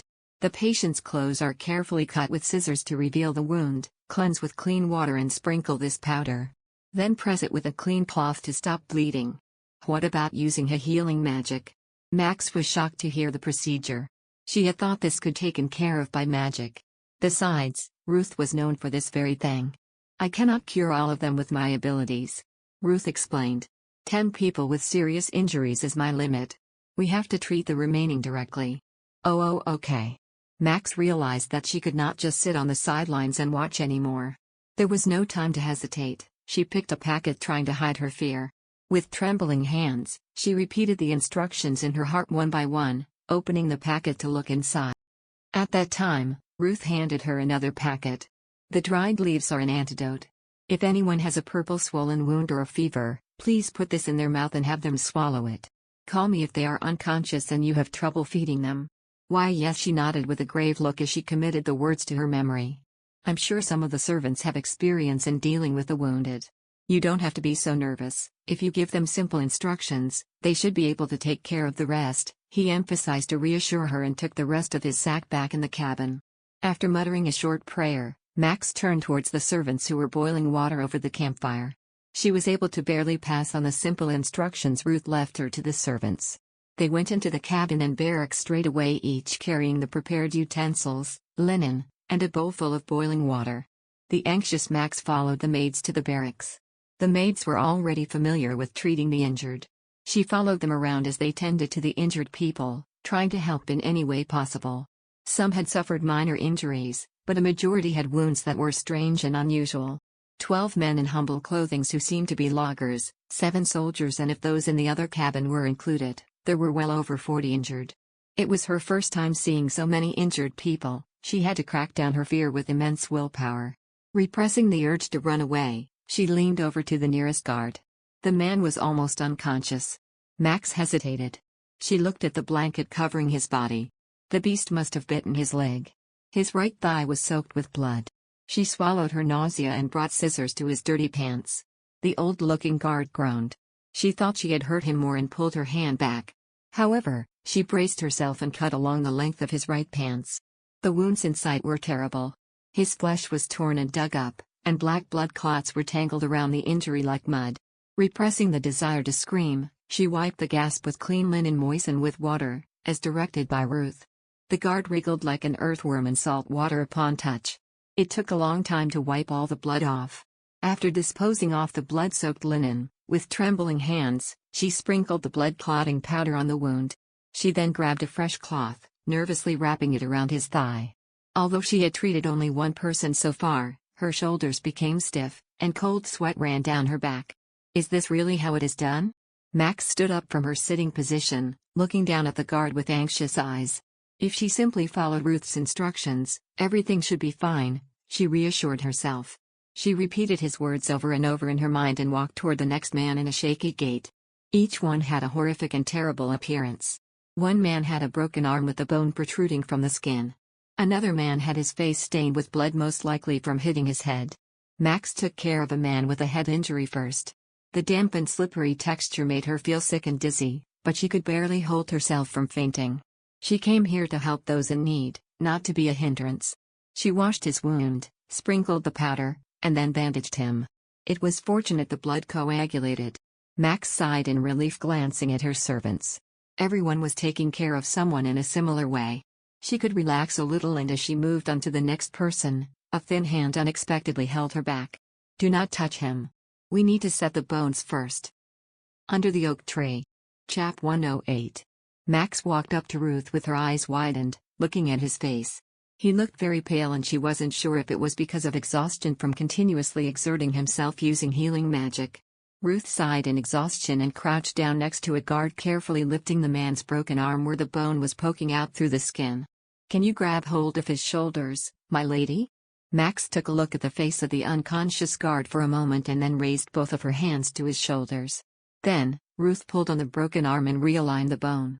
Immediately, the guard's eyes opened, he let out a scream and twisted his body. Max almost fell to the floor by his power. Please hold on tight. She could barely keep her balance and pressed hard on the guard's body. After Ruth fixed his arm straight, he covered the open wound which was trickling blood with his hands. Then a white light wrapped around the injury. Max stared at the sight with her eyes wide. The healing magic she remembers felt rather cold and icy. After being whipped by her father till her skin was tattered, if she were to receive treatment from the cleric, she always remembered feeling like a block of ice was being rubbed on her skin. But the light surrounding the guard now looked warm and soft, like the spring sun. Max secretly touched the light. She felt the warm heat that seemed to melt the tips of her fingers, just as she touched the tree next to the pavilion the other day. The claws and teeth of a werewolf are poisonous. Please give him this antidote when he regains consciousness. No. Mix it first with boiling water and then have him drink it. Max shook off the strange feeling she was having and hurried up to get up. Ilg, go and boil water in the teapot right away. Thank you, my lady. Ruth lay resting on the edge of the makeshift bed of piled-up straws with a fatigued look and caught his breath. It seems that the healing magic consumed a lot of energy. During his break, Max left the barracks and asked the maid to brew medicinal tea and bring it to them. She was heading to the barracks with firewood for the brazier, and suddenly saw the guards and knights gathered in the open space burning the corpses of werewolves. Max froze at the terrifying scene. As the smell of burning meat touched her nose, nausea that she was just barely holding back erupted in her throat. Max put down the firewood and quickly jumped into the woods. Her inside was beating violently. She squatted on a tree stump and vomited water. Tears flowed down her red cheeks. Hey, are you okay? She was gasping for breath when a low voice came from a distance. She turned her head in surprise. A tall young knight with light brown hair stood a few steps away from her. Looking at Max's face, his eyes widened. What is your ladyship doing in a place like this? He muttered that he did not know that the lord's wife had come with them with a stunned look. Max was ashamed at being caught looking so unseemly and quirky, and wiped her mouth with the sleeve of her robe. I was in the middle of fetching firewood when, she murmured, dozing off. She couldn't say that she felt nauseous when she saw the monster's burning body. But the knight managed to grasp the situation and groaned quietly. Your ladyship doesn't have to come out here. Please return to the castle. I'll escort you. Without waiting for her reply, he turned around and began calling the guards. Max chased after him, flustered. I'm fine. Please don't mind me. How could I pay no attention to the captain's wife wandering around? Please don't push yourself unnecessarily and return. Hey. Bring the carriage. Escort Lady Calypso back to the castle. He completely ignored her and ordered the guards.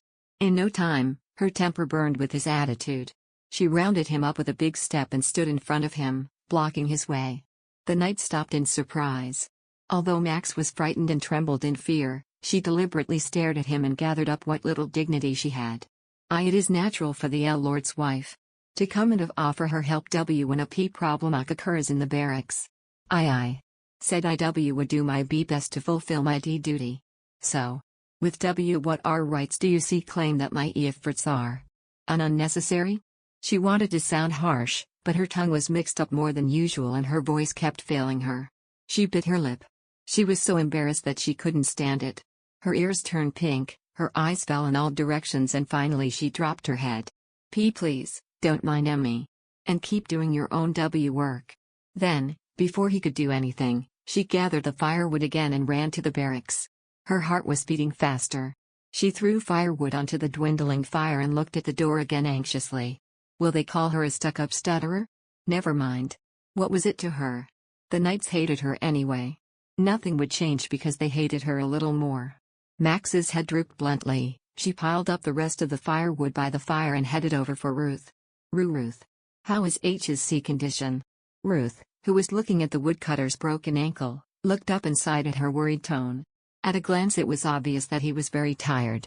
I've exhausted all my magical power, so I don't think I can use magic for half a day or so. I have already treated patients in the most serious condition, but we can't just wait for my magic to recover to treat the rest of the patients. We will have to treat them with what we can do with our hands. Under the Oak Tree. Chapter 109.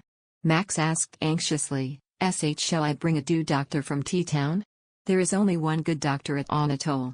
We can't ask him to leave his clinic, so we'll have to send the patients there in a carriage. He stood up and tapped his chin as if evaluating how many people they needed to move.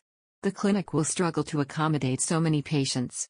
Let's first transport those poisoned by werewolf venom and then treat the other patients by hand. Max anxiously swallowed. She wondered if ourselves included her. What should we do? It's not difficult. We will first apply poultice to the swollen injury, put a splint the broken bone, and stitch any cuts with a needle and thread. He explained patiently. Max stared at him with a shock she couldn't hide from her face. STI stitch?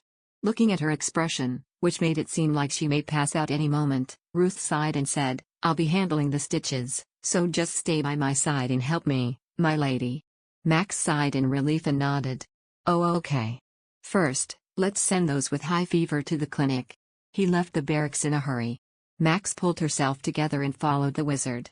The servants of Castle Calypso took 15 patients with boiling fever into a carriage and sent them off under Ruth's instructions. Those Ruth had healed with healing magic had porridge and medicinal tea prepared by the maids. Regaining their strength, they even began to help with repairing the cabins. There were a total of 8 woodcutter cabins. 4 of them had cracked walls, and if they did not repair it quickly, there would have been no way to stop the cold at night.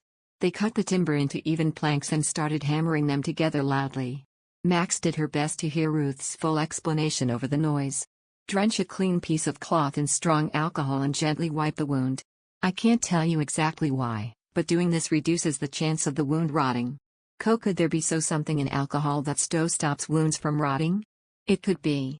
After all, the alcohol itself doesn't go bad quickly, he agreed carefully while threading small and fine needles. They call it healing alcohol of the South, and it's not completely clear how it works. According to them, the wound should be kept clean, the bleeding is not good under any circumstances, and the patients should not get too cold or too hot. I thought it was nonsense at first, but I got much better results through their methods than by sprinkling dog urine on the wound or using leeches, or searing the wounds with a hot iron. It is incomparable to healing magic. But it is the best way to do this. For these kinds of situations. While he spoke, he began to finally stitch up the wound. Max recoiled bodily as if her back had been stabbed with a needle. If we close the wound like this, one stitch and then tie it off, another and then tie it off, it is very easy to remove the thread later. Would you like to try it once, my lady? Ruth said, but his gaze did not leave his work. Max shook her head like a rattle. She hated looking like a coward, but she absolutely had no nerves at all to sew up human skin with a needle. It's not that different from sewing leather shoes. Ruth tried to encourage her. Suddenly the guard, who had been reduced to a leather shoe, made a painful groan from his position face down on a pile of straw. However, Ruth continued to sew wounds without paying any heart. Max, like a diligent apprentice, soaked some linen in strong alcohol and wiped it cleanly every time some blood trickled out, and cut the thread with scissors that had been sterilized over a flame when a knot was tied. Now, finally, if we apply this ointment that helps the wound heal quickly and bandage it up, we're all done. After Ruth has tied off the last stitch and the thread is cut, He applied a sticky ointment to the wound. It seemed that it was a lot painful for the guard, who had been drooling and lying quietly on his stomach, couldn't stand it and made a cry. Sir Wizard. Can't you just use your healing magic? It feels like there's a fire pressed against my back. The guard, struggling in pain, pleaded.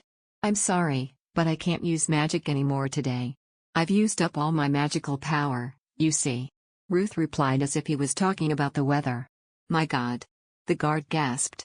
Just put up a little while longer, I'm almost done. After carefully applying the ointment, Ruth tied the wound tightly with a long cloth. If you apply the ointment once every 2 days and change the bandage, it will heal cleanly within 10 days, he said, then put the ointment in a small bottle and handed it to the guard. The guard thanked him in a small voice, mumbling as he accepted the bottle of medicine. Max gathered up the equipment and followed Ruth to the next patient. While he was switching the wound, Max helped with little tasks, like feeding the wounded person water steeped in medicinal herbs, tearing the cloth into long strips for bandages, covering the thread in needles and strong alcohol and handing it over to him. Even though it was the first time in her life that she was doing such work, Max was able to carry it out well thanks to Ruth's instructions. Whenever Ruth rearranged a broken arm or a leg, she applied a splint and fixed it securely with a cloth and wrapped hot towels around the swollen ankles. Finally, when all patients were treated, she was so tired that bending her fingers seemed difficult and like hard work. Max sank down beside the brazier and let her body melt away by the heat. Before she knew it, the sun was completely set and the darkness fell outside. Under the oak tree. Chapter 110. The dusk began setting in slowly and exhaustion even sooner. Seeing the sight of the wounded still in need of treatment, Max wondered if she could return to the castle today. The thought of spending the night out here in the cold, the enervation seemed to sink all the way to her stomach. Her face was filled with worry when a wooden bowl was thrust into her line of sight. Please eat this, my lady. Max looked up at the man who had come in surprise. A young knight who had previously tried to send her back to the castle earlier stood holding a steaming bowl of soup. It's rabbit stew, my lady. It can't be compared to the food in the castle, but it's a good meal, he said with a smile. Max, who was blinking at him blankly, accepted the bowl. She suddenly realized she had skipped luncheon and was now extremely hungry.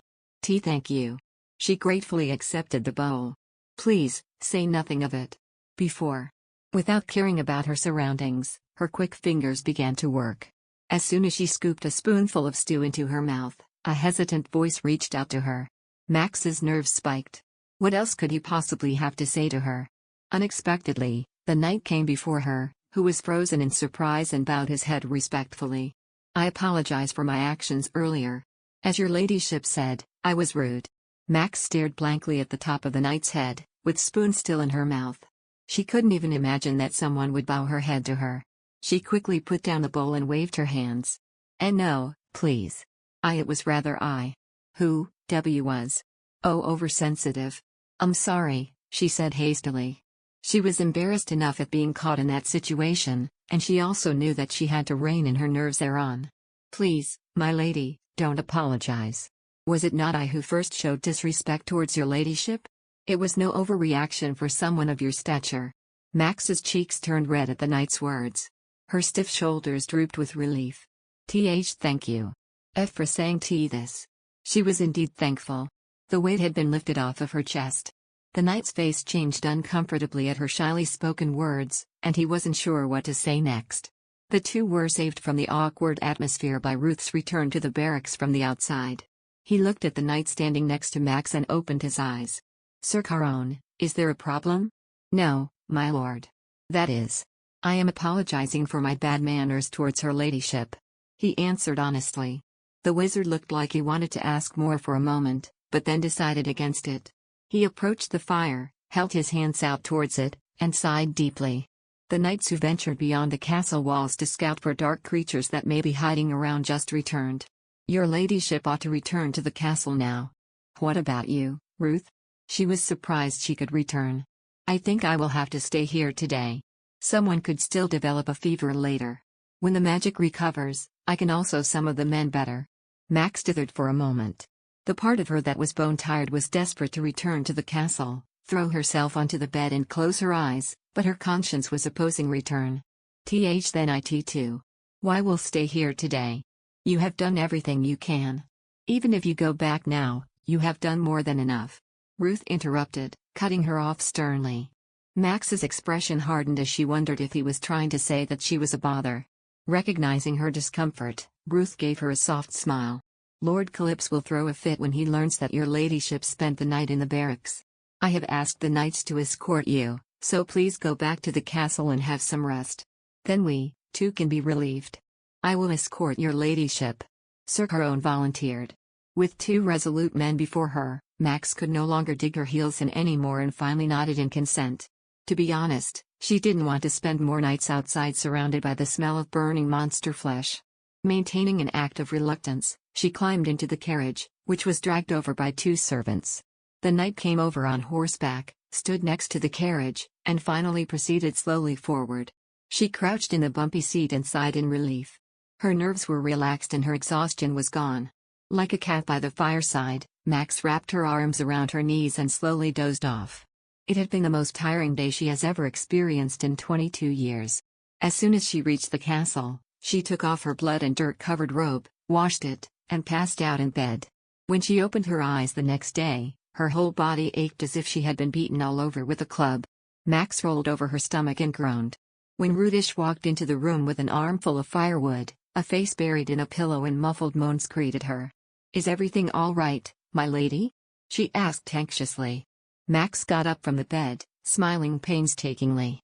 Rudish immediately called the maids to prepare a hot bath. She soaked in the steaming water until her tightly knotted muscles relaxed, then got out and dressed in a soft underskirt and a thick woolen dress.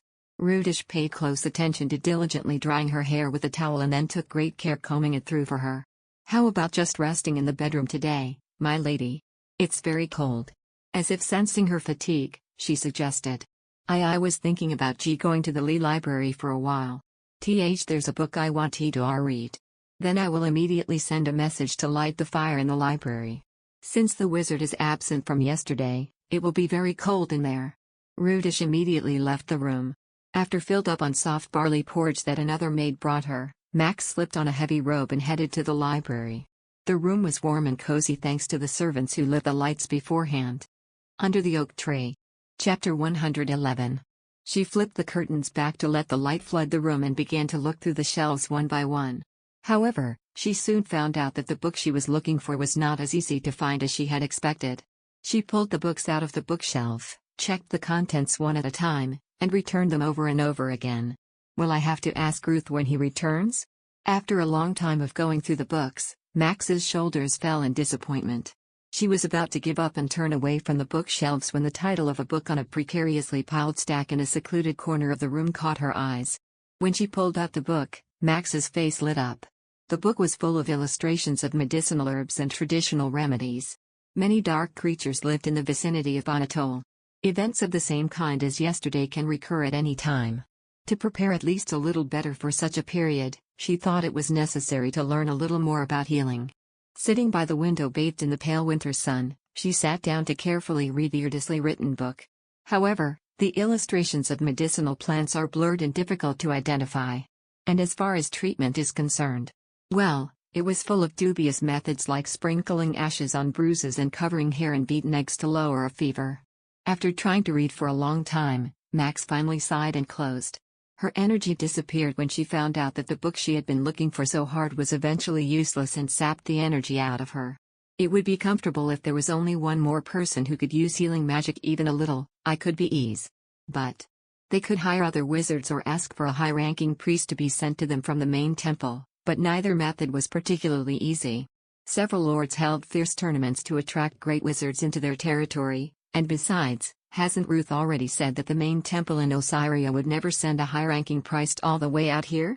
As Max contemplated what to do before she rose, she squinted and decided to explore a little more to see if she could find a different book. But in the end, after spending a quarter of the day and getting no more results, Max was forced to trudge sullenly out of the library. Upon returning to the room, Rudy's brought her generous servings of crispy goose, crepes slathered in apple jam, and a rich pumpkin soup made from goat's milk for her evening meal. But she found she had little appetite, so she sat in front of the fireplace and flicking through a book she had brought back. There was a voice in her head claiming that doing this may pay off in the future, but in the end her patience ran thin. Max stared at the blazing fire with trembling eyes anxiously. Countless thoughts swept over her, and her insecurities resurfaced. Riftan may love her for the time being, but there was no guarantee he would feel that way forever. She wasn't the noble and charming woman he thought he was. The moment he realizes the truth, his affection can disappear like a mirage. Max couldn't get rid of that persistent anxiety. What did one have to do to feel confident and secure in one's position? Max sighed in wonder at the extent of her own weaknesses as she fingered the pages of the book impatiently. A dark motive was hidden behind her desperate attempt to help. If she could make herself a little useful, perhaps he would still allow her to stay there, even if he came to hate her. Max unintentionally put down the book and buried her face weakly in her knees. Every time she recalled this twisted reality, her heart trembled dangerously. If only he was here to wrap his arms around her and melt away her angst. The thought only made her feel lonelier. The next day, Max was in the company of the book she had found in the corner of the library that listed ancient healing methods. Although the writing on the faint yellow pages was small, tightly packed, and in an ancient language, she was able to read it without any problem thanks to the time she had spent hiding in the library as a child. But as the book continued, the number of words she had never seen before increased, making it more and more difficult for her to understand. She slowly skimmed through the book and carefully wrote down the new vocabulary. It looked like an old term for medical tools and parts of the body, so she searched for relevant texts and soon had a whole pile of books stacked up on the desk. A crease appeared on Max's brow as she closed her quill. She was just reading through the book as if it was in front of her because she hoped it would help, but honestly she couldn't understand half of what she was reading. She sighed heavily. Sweeping her hair back in impatience, she wondered if she could learn something like this. Right then, there was a rattling sound and the library door opened. A happy smile spread across her face when she spotted the person striding into the room, swinging his arms. Ruth. When did you return? Are all the injured men doing well now?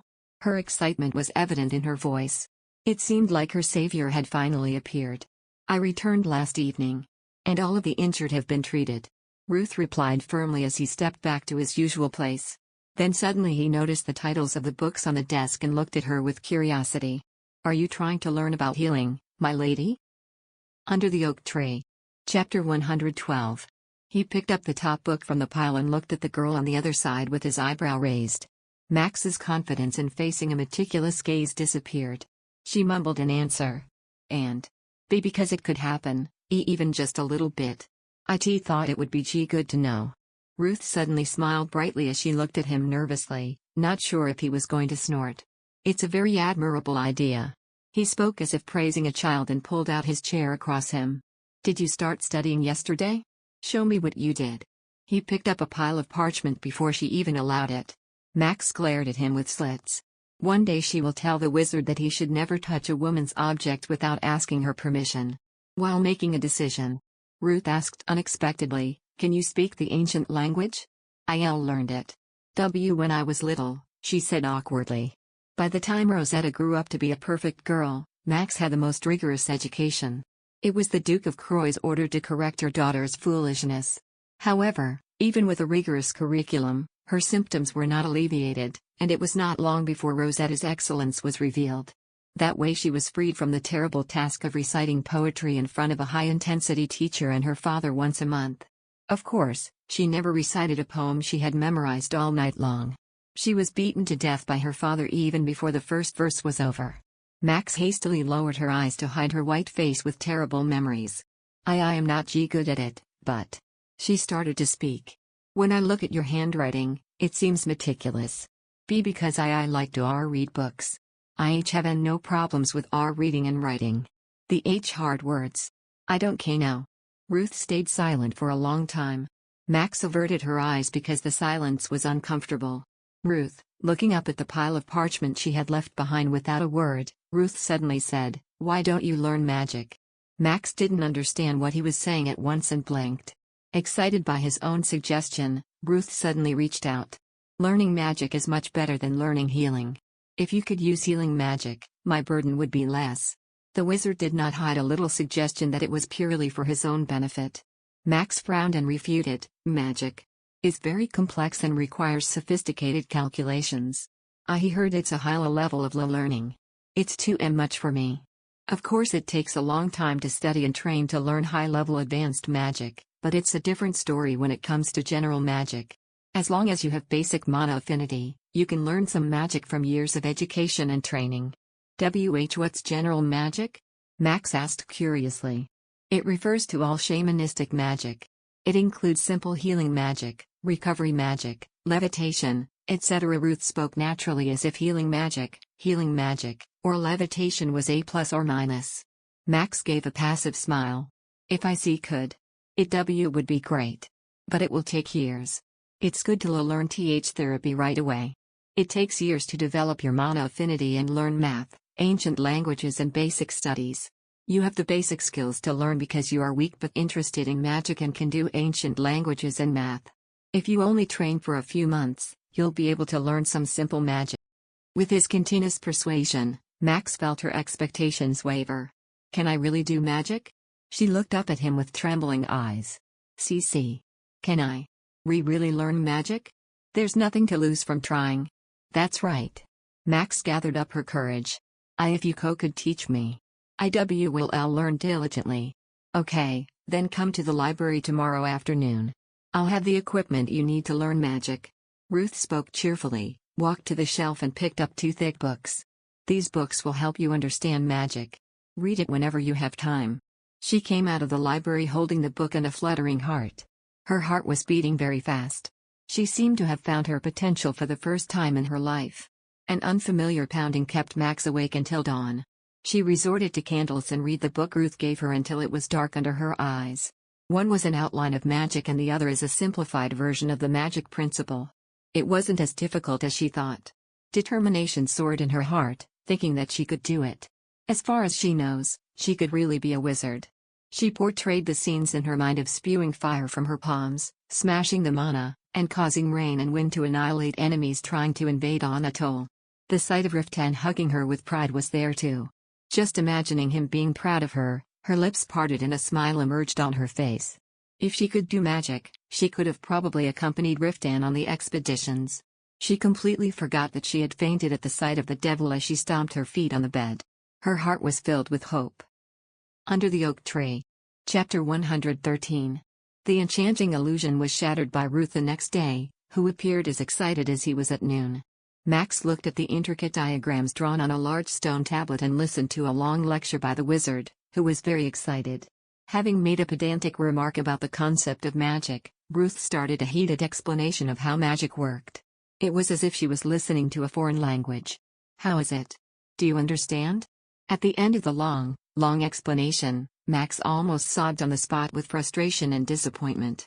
Ruth frowned at Max's tearful face, unsure of the reason for her demise. Is there a difficult part in my explanation?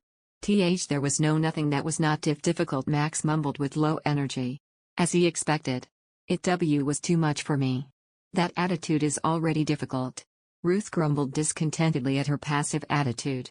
You have to cultivate a habit of continually digging in. When you can't understand, you have to ask until you can understand. It was too much of a demand for someone who got used to resigning. Max turned her eyes down and nodded blankly. In a calm and soft voice, Ruth said, I'll repeat it step by step. If you don't understand, let me know. I'll explain it from the beginning. I see. Max felt a bit better.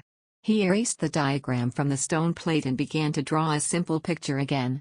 There is an invisible power in the natural world. Wizards call it mana. This time he spoke slowly, but his hands moved quickly. She immediately wrote it on parchment. Ruth waited until he finished writing and then continued his explanation. The wizards train themselves to accumulate the mana that exists in the natural world. Then, the mana that is enriched by bringing it into the body is called a spell. Isn't it the same? She asked. It is a mix, but it's technically different. If mana is a stable energy that exists in equilibrium in the natural world, spells are quite unstable energy that artificially accumulates inside humans and monsters. Mana tends to obey the laws of the natural world, while spells are against it. I really don't understand. She was almost on the verge of breaking down. Look at this. He reached out in the air. Now the mana in this space is in perfect balance. It's a very natural situation. But like this. He flicked his finger. Then, a fire the size of a fist rose into the air. I used my spell to break the balance of mana in this space. This is magic. From the point of view of the natural world, it is very unnatural. Originally, there should be no fire, light, or heat in this space. So, nature puts constant pressure on this unnatural state. Wizards call this force an anti-spell. Except, the spell the wizard placed into the natural world is a power to move on to a state that makes sense, and we are back to a natural state. By this power, the flames disappeared when he lowered his hand. The magic does not last and disappears like this. Didn't you say you can't do magic without magic skill the other day? She refuted. The flame that just started is also caused by magic skills. If the spell is an ingredient, the magic skill is the recipe. The specific explanation for how much spell to put into this space is the magic skill. To become a wizard, you need to steadily accumulate enough mana in your body and learn how to manipulate it according to magic skill. She hurriedly took down his explanation, breathlessly. Ruth squinted his eyes and asked, "Did you understand this far?" I understand, but..." Max looked grim as she looked down at the books she had piled up on her desk. "That's how to deal with this spell exquisitely, like the magic skill, it's too difficult and complicated to do. Then I'll explain that one by one." He scratched his head and rolled up the magical design of the book and tucked it into the back of the road. "First, practice collecting mana and dealing with spell. Now, take this." He took out a transparent stone from his small pocket and held it out. What is it? It is a mana stone used to develop mana affinity. It tends to draw nearby mana and produce a faint heat. If you hold it and practice detecting the minute movement of mana around the stone, you will become more man-friendly and sensitive to mana's flow. First of all, we will practice with it. Here, read all of these books. To understand the skill of magic, you need to study geometry and surveying as well as math. He handed out 3 thick books that seemed heavy to him to hold in one arm. Max felt less than a handful of confidence vanish. She looked at the book in a sullen way. The dense letters broke her heart at once. Can I really do it? Max recalled the fantasies of the previous day to revive her motivation. Riftan, who proudly looked at her being able to use magic. And Maximilian, donning a gorgeous robe worn by wizards on an adventure with him. When imagining herself traveling through the mountains and fields with Riftan, she felt a great pressure on her shoulders. Only then did her heart become firmer and her fingers stretched out to take the mana stone in it. Under the Oak Tree. Chapter 114. For the next 3 days, Max was immersed in the book that Ruth introduced her to. The task was taken very seriously by this dedicated disciple. She didn't stop until her head spinned, or she had to visit Rem in the stables to comb its mane. Sifting through pages, memorizing, revising, this also acted as a nice diversion since it was now a full week after Riftan had left for the goblin hunt. Max felt a little nervous about the hunt lasting longer than expected. Warm winters have described Anatole. However, in the past few days there has been a sharp decline in temperatures. One had to break the ice even to scoop up the well. Her anxiety was multiplied by this sudden cold spell. It was heartbreaking just imagining Riftan crouching and sleeping on the icy ground in the freezing wind while she slept on a soft, warm bed. While the one responsible for it was toiling away in the harshest conditions, she felt guilty about the luxury she was living in. She was absorbed in the book, and she checked every now and then that she did not see Riftan riding outside the window on a horse. In the vast garden, there was nothing but a dreary breeze, adding to her bleakness. 2 more days had passed before the suppression force returned. It was noon after that. Max was holding the mana stone in her hands, struggling to feel the flow of mana. She was so focused on the act that she jumped upon hearing the announcement of the Lord's arrival. She dashed out at once, glimpsing the riders entering the garden, and her pace quickened down the stairs as she saw Riftan at the helm. Mounted on a splendid combat charger, Riftan jumped from the horse, catching sight of the sprinting figure. Max's blood heated with excitement as she neared the handsome man. Calling out to him, she pounced right into his wide arms, buried herself in the thick robes, without any care for those around. Delighted, Riftan burst into laughter and wrapped her in his strong arms tightly. The cold armor gave her goosebumps behind her neck, but she had not the slightest intention of wanting to shake it off. With her red eyes, she looked up at him, rubbing her face against his loose robes. His hair was a mess after almost 10 days of camping, and even though his face was rough, he still looked incredibly good. Max lifted her hand and stroked his cold, frozen cheek gently. Well, welcome back. Did you get hurt? Her last words said anxiously and with worry. Max took a breath of urgency, fearful that she had misspoken. He held her around the neck and pushed his tongue deep into her mouth. The feeling of a large soft tongue sliding through the soft mucous membrane. Max clenched his shoulders and let out a moan. Heat rose from her body, as if she was suffering from fever. Like a cat, she clung to him, not wishing to let go. Right at that moment, Baron, Gable, Yurkshin, Garrow, and the rest of the expedition team came into her view from above his shoulders. Only then did Max hasten to push him away, grumbling at her own audacity. But in Riftan's embrace, she couldn't even move slightly. Like a drunk man crushing a rough chin on her neck, he murmured. Had I known such a passionate welcome was waiting, I would have set the mountain on fire and ran right back. He groaned, then pressed his lips on her cheek. Max was red to the top of her head. She could not bear the embarrassment of her thoughtless conduct. What was she thinking running into his embrace in full view? But he didn't care, and incessantly peppered her cheeks and necks with kisses. Her eyes were stinging, her face tearful. She whispered, Riftan. Eve, everyone is watching. I know. Even so, he did not have the slightest intention of stopping. Why, you know. She wouldn't let him continue, now that she was conscious of the surroundings. The man breathed out a deep sigh, held her in one arm, and turned his head toward the knights standing in the back. Those who have participated in the hunting will be excluded from all duties for the next week. I'll send someone to wait on you, so you can rest as much as you like, he declared. Baron grinned sarcastically, rubbing his lips. Thank you for your concern.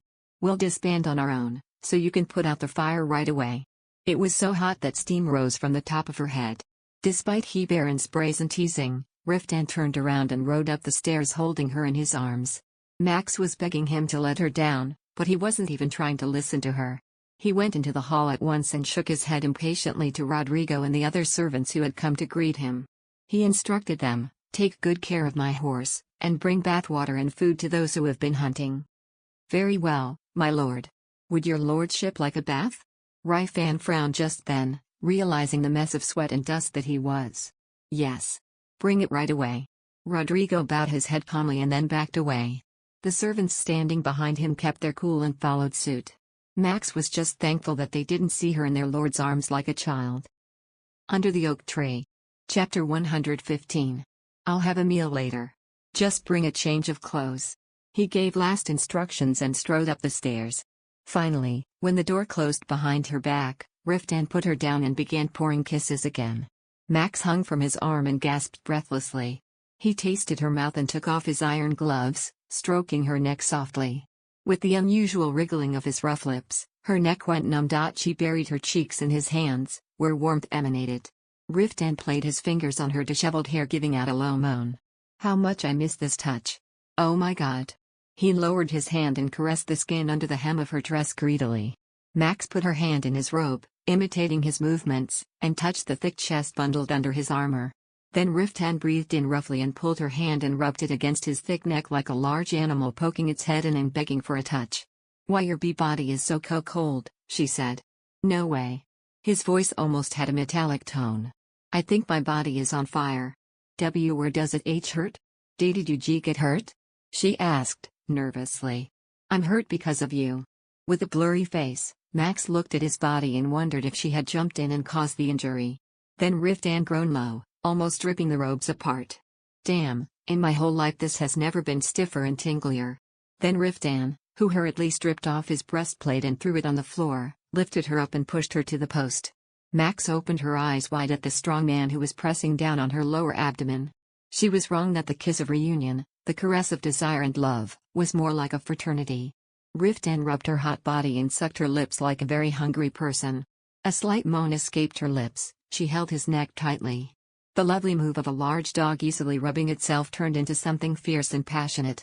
To make her feel perfect with her excited body, he grabbed her hips and pulled them together. True to his words, his body was blazing hot. Now, I have to get inside you right now. His gruff voice rang. Max looked dreamily at his wet, damp lips that kissed repeatedly. He tugged her waistband off roughly, pulling her skirt and inner skirt up at once.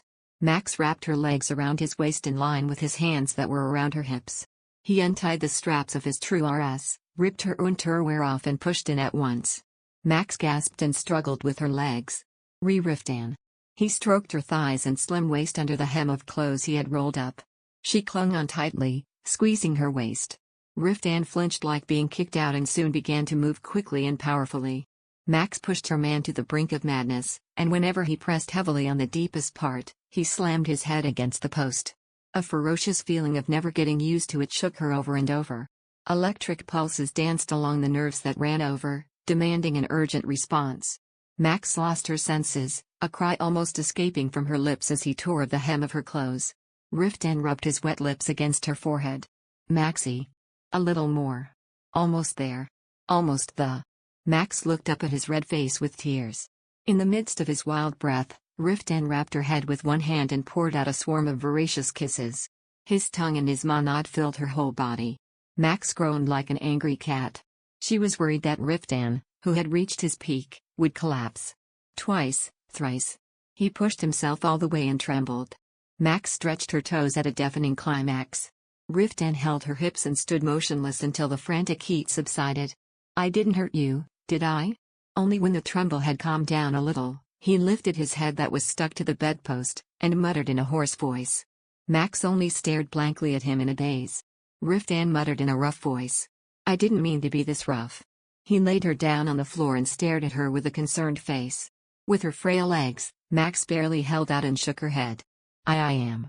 Okay, she said, her cheeks flushed and her eyes misty. "That's your favorite phrase." He grabbed her swaying waist and held her upright. Max stared blankly as he pulled down her skirt again, unable to snap out of the peak aftertaste. The husband had the right to get it from his wife whenever he wanted. It didn't matter if it hurt her or she hurt him because she was like his property and belonged to him. Nevertheless, he always cared about her feelings. Max spat out in a tight voice. It really didn't hurt." "Okay. Now, let's get it right." Right then came a hesitating knock at the door. Under the oak tree. Chapter 116. Max was feeling extremely embarrassed as the maid's young voice ran into her ear. She wasn't listening outside that door, was she? Leaving her on the verge of death with shame, he calmly pulled his pants up and opened the door. Max hid behind the bed quickly and covered herself with a blanket, not daring to even peek. The maids filled the bathtub with hot water after a while, arranged to change towels and clothing, and then went outside. After checking that they had disappeared, Max sneaked her head out. She caught Riftan taking off the rest of his armor, clothes and step in the bathtub next to the fireplace. He reached out a hand to her. Max stared at his black hair, water dripping down. Putting his arm on the bathtub, Riftan grinned as if he was tempting a timid cat. He said in a husky voice. She shook her head, not believing the man one bit. He grumbled about his struggles. Max crawled out of bed and approached him, although it seemed clear that he was bluffing. Riftan easily pulled her down by the arm, pressed his lips on her palm, and rubbed her cheek, not missing a second. He gently ordered. Riftan urged with a voice containing impatience as the heartbeat pumped again. Max looked at him with trembling eyes. How dare she disobey those words? Max began to undress slowly. She undid the dress's strap, put it on the floor, pulled the undergarments down, took the stockings off, and hung it on the chair. Riftan stared at the figure with burning black orbs, not missing a single movement. She finally took off the tattered underwear and carefully entered the bathtub. He got close, grabbed her waist and buried his lips in the swollen right dune. Max instinctively grabbed his wet, shiny hair and gasped. In the stomach, fire shot up again as fiery lips wriggled sensibly on the skin. He sat her carefully on his lap, and gently at her collarbone. Max mowed Ned and clasped his face. When a near painful pleasure scratched down the spine painfully, she could not tell if she wanted to pull it off or pull it closer. He whispered, holding her breath straight. Max said nothing, only her face turned red. That was enough for an answer. Riftan's eyes are content and full of desires. Aroused by intense emotions that cannot be described in words. He swallowed her lips, spread her legs, and came in again with her legs apart. She was helplessly dissolved in the arms of an insatiable man. Riftan did not allow for even a moment of respite, trying to relieve all her desires. He kissed her from head to toe, bit her softly, tasted her, his lips were within reach of every inch of her body. He pulled himself in after so much burning, and he owned her until she was in trouble. Max couldn't keep her head up to the endless climax. When he finally cleared all his passions and hung himself on the bed, she felt like she wanted to thank heaven. Max was exhausted and lying on his chest. His fingers gently stroked her back and his face was satisfied. He said with a tired sigh. Max looked up at him with dim eyes. He wiped her lips over her shoulder. He nibbled at her shoulders and neck as if he wanted to eat her. Max shrugged her head and glared at him with a frown. He rubbed his lips over her shoulders and stroked the sensitive part of her neck. With a true fright, Max swooped into the quilt. Riftan chuckled and wrapped her closely in it, seeing the burrowing figure. When a peal of heart-rending laughter hit her ears, a thrilling shudder shook her body. She rubbed her head against his chest in a burst of happiness. It felt like a blessing in and of itself to her, being able to share such a close and affectionate moment with someone. Riftan murmured tiredly, stroking her head with his big hand. Under the Oak Tree. Chapter 117. I want to see it. Her voice whispered with hints of joy. It's too cold now, let's go if it gets a little hot. His voice also subsided little by little. Finally he succumbed to exhaustion. Max waited until he sunk deep into his sleep, then embraced his waist stealthily. Riftan hugged her face to face naturally. The lovely warmth seemed to fill the big void in her heart. Only then did she realize how hungry she was for affection. Because he filled her, she noticed she was empty. Max felt joy and fear both at the same time. She could no longer deny that he occupied the deepest part of her heart. Riftan may have deeply wounded her soul, or may have completely deprived her of her energy to live. If he no longer wanted her, she would have to live the rest of her life in the void. Just imagining such a miserable future made her dizzy. She looked up at his sleepy face peacefully with terrified eyes. A completely different kind of fear came to mind in one corner of her mind, such that she had never felt for her father. Even though she was exhausted, Max couldn't fall asleep easily. Riftan went out early in the morning to check for problems at the castle. It wasn't until noon that Max woke up, washed her face and groomed herself. Winter clothes are ready, so there was no more work left for her to pay attention to in Calyp's castle. Max decided to go back to the book that Ruth had given her to read and sat at her desk. There was a late breakfast set up next to the books stacked up by Rudish. I prepared food that is easy to eat while reading a book. Max smiled and thanked Rudish for her care. The tray contained a small crepe with grape jam, an oatcake with walnuts and warm milk with honey. Max opened a thick book on her desk, flipped the pages, putting a small piece of bread in her mouth. It was not very difficult to understand the contents of the book. Perhaps because Ruth has chosen the right book for her level. Max worked hard on the parchment, stepping through the basic theories in her head. A few days after having started her studies, she already had a bunch of parchment that she wasted this way. But she didn't feel like she was becoming a wizard or any changes. She wondered if someone could do magic just by studying like this. When she opened her eyes in doubt, she heard a knock on the door. Max closed the book and turned her head. Who is it? She looked at the door and said. It's me. I'm coming in. Since it was Riftan, she hurriedly set aside the book and parchment. He opened the door and stepped in, wearing black robes that reached down to his knees. Even when she was in the same castle, it was unusual to face him in broad daylight, so she was happy to see him. Did you sleep well? Riftan kissed her forehead and whispered sweetly. Max nodded shyly. I am so sorry I woke up late. Don't worry about it. Looking down at her, his gaze was very gentle. Riftan you wake up and I'm still sleeping. I told you, you don't have to worry. You don't have to fit into my lifestyle. Max was a little sad as the tone of his voice seemed to draw a line. She shook her head. He must be saying that to show he cares for me. She thought to herself. Comforting her, he wrapped his arms around his shoulders and touched the hem of her dress with his palm. Aren't your clothes too thin? He didn't seem to like it. It's okay. I am wearing thick layers inside, she reassured him. Come here. He pulled closer, opened the box, and put her hand on a velvet cape. Max opened his eyes. Where are we going? I'm not trying to get out of the castle. Follow me. I want to show you something. Riftan grabbed her hand and went out of the room. Max followed after him without knowing what was going on. He went down the stairs to the kitchen, then through the side door. In the cool air, she curled herself up. Noticing it, he quickly wrapped around her shoulder and put a hat on her head. It's cold, isn't it? Hang in there a bit, he said softly. Max wondered where he was leading her.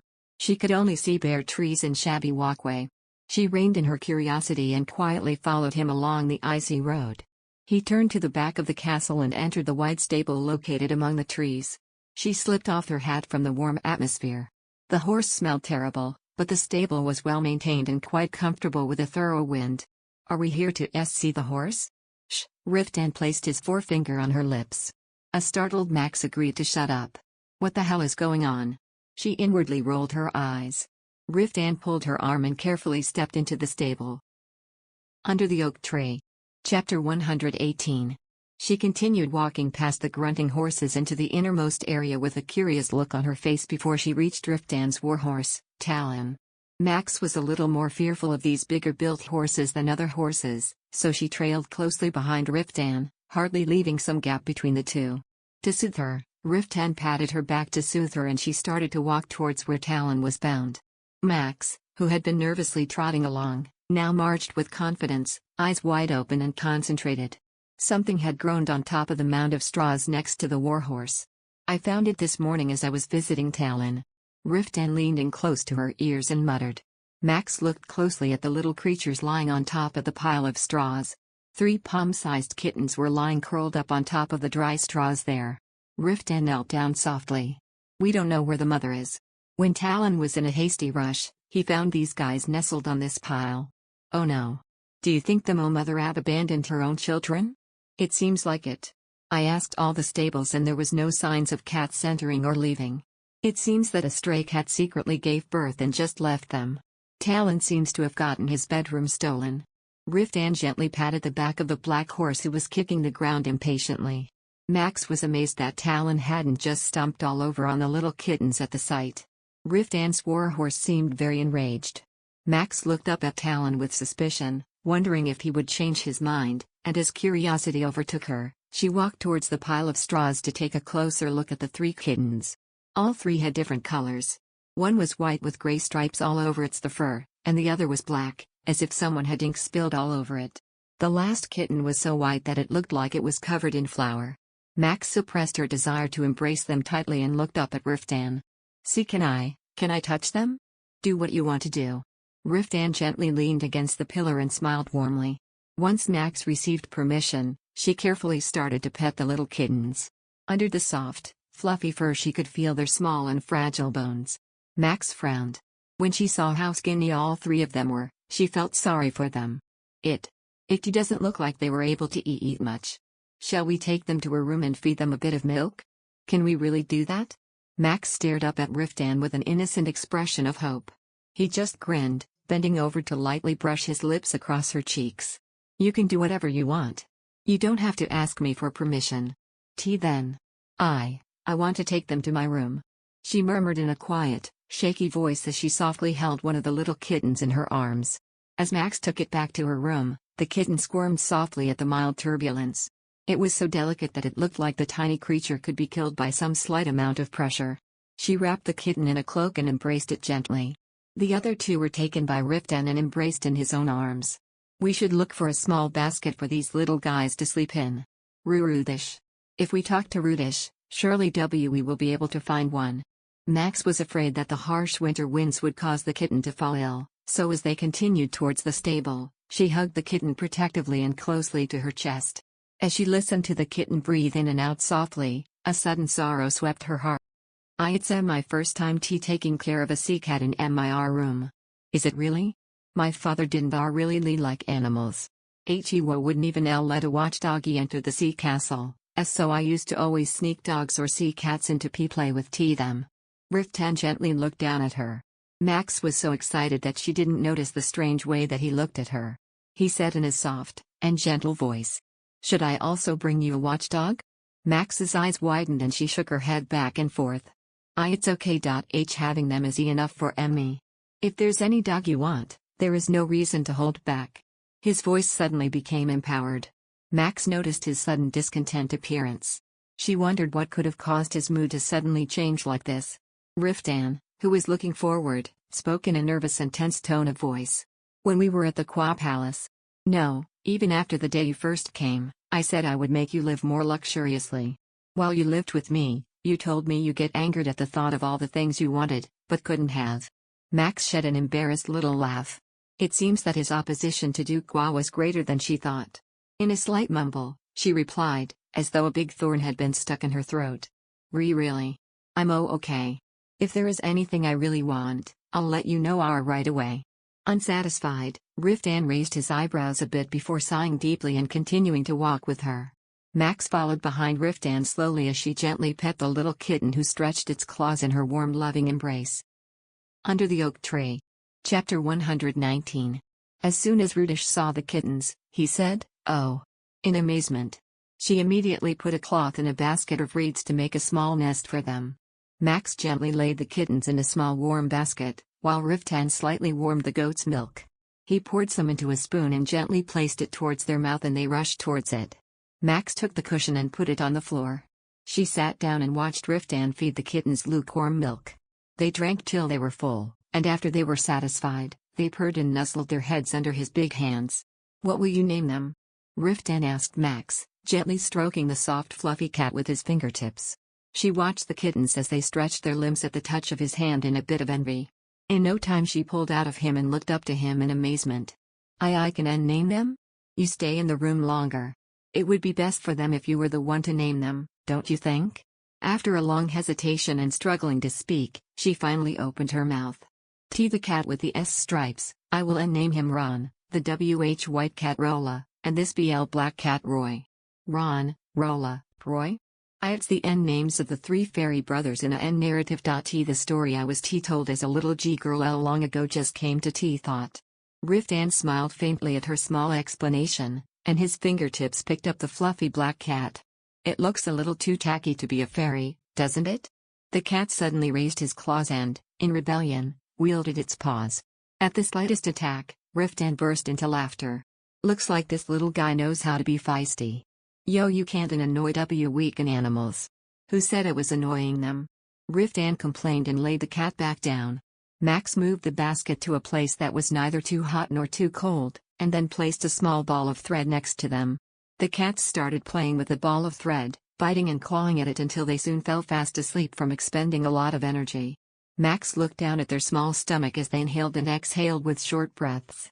She bent down and rubbed the underside of one of their chins carefully. He took a long, satisfying breath in happiness. As Max was looking down lovingly at the cats, Riftan suddenly grabbed her arms and pulled her towards him. Max turned around and looked up at him, wondering what had just happened.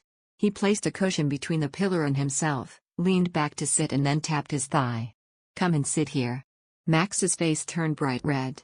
She knew very well what that secretive lower tone of voice meant. The pleasures of sharing intimacy with him felt good, but she hesitated because she thought it might be a bit too much in this situation. Riftan raised one eyebrow and smiled at her hesitation. "I just want to hold you in my arms. Don't be nervous and just come here." She hesitated for a bit longer, then slowly approached him. Riftan lifted her up, sat her in his firm thighs, and leaned her head against the concave part of his neck and shoulder. In perfect harmony, leaning comfortably against him, Max gently curled her toes with satisfaction in his embrace. Riftan gently wrapped one arm around her knees and pulled her in closer. His other hand gently traced the back of her spine slowly. Max, who felt like a small chick nestled in the crook of its mother's embrace, burst out in a small chuckle. "Your laugh is adorable." There was an inevitable tone of satisfaction in his voice as he spoke.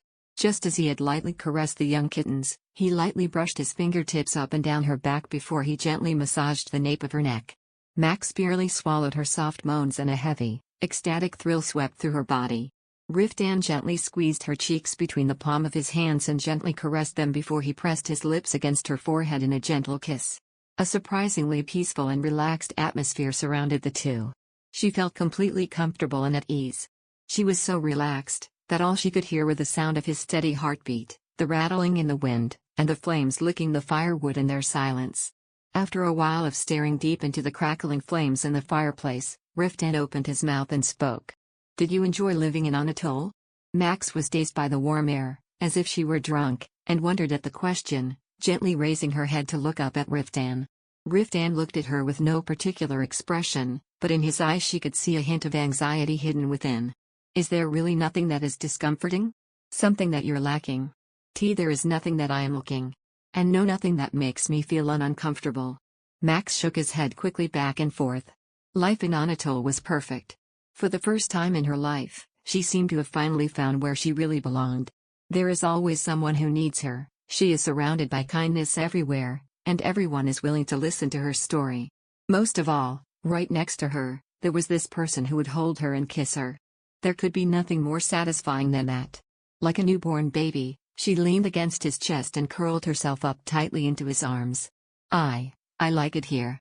He stopped breathing for a second, and then embraced her even tighter to him, enough for it to even be painful to her. Her ribs were squeezed tightly and breathing became a bit difficult, but she didn't let out a single complaint. If it was Riftan, she didn't care how tightly he held her, even if it were to feel like her bones would break. His light touching caresses along her back, the sounds of his fast and loud heartbeat, and his masculine body odor, everything was lovable to her. Under the Oak Tree. Chapter 120.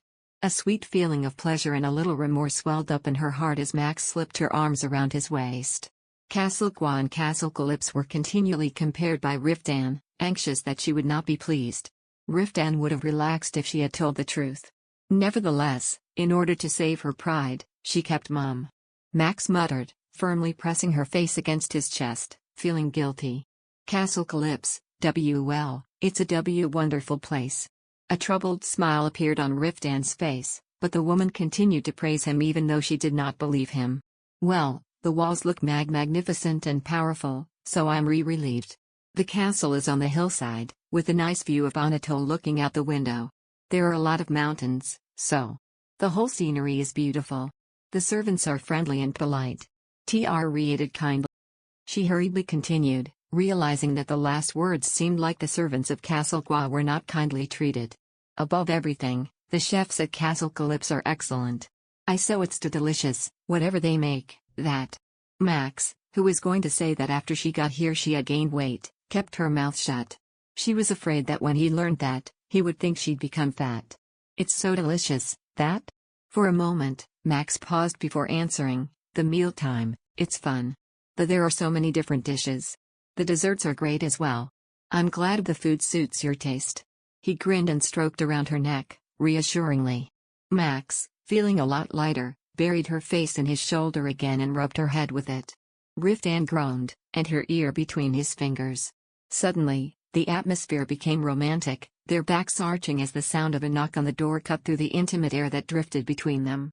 In a low voice, Riftan mumbled his displeasure, then asked in a blunt tone, "Who is it?" "It's Gable Rakshan. We're all in the conference room now."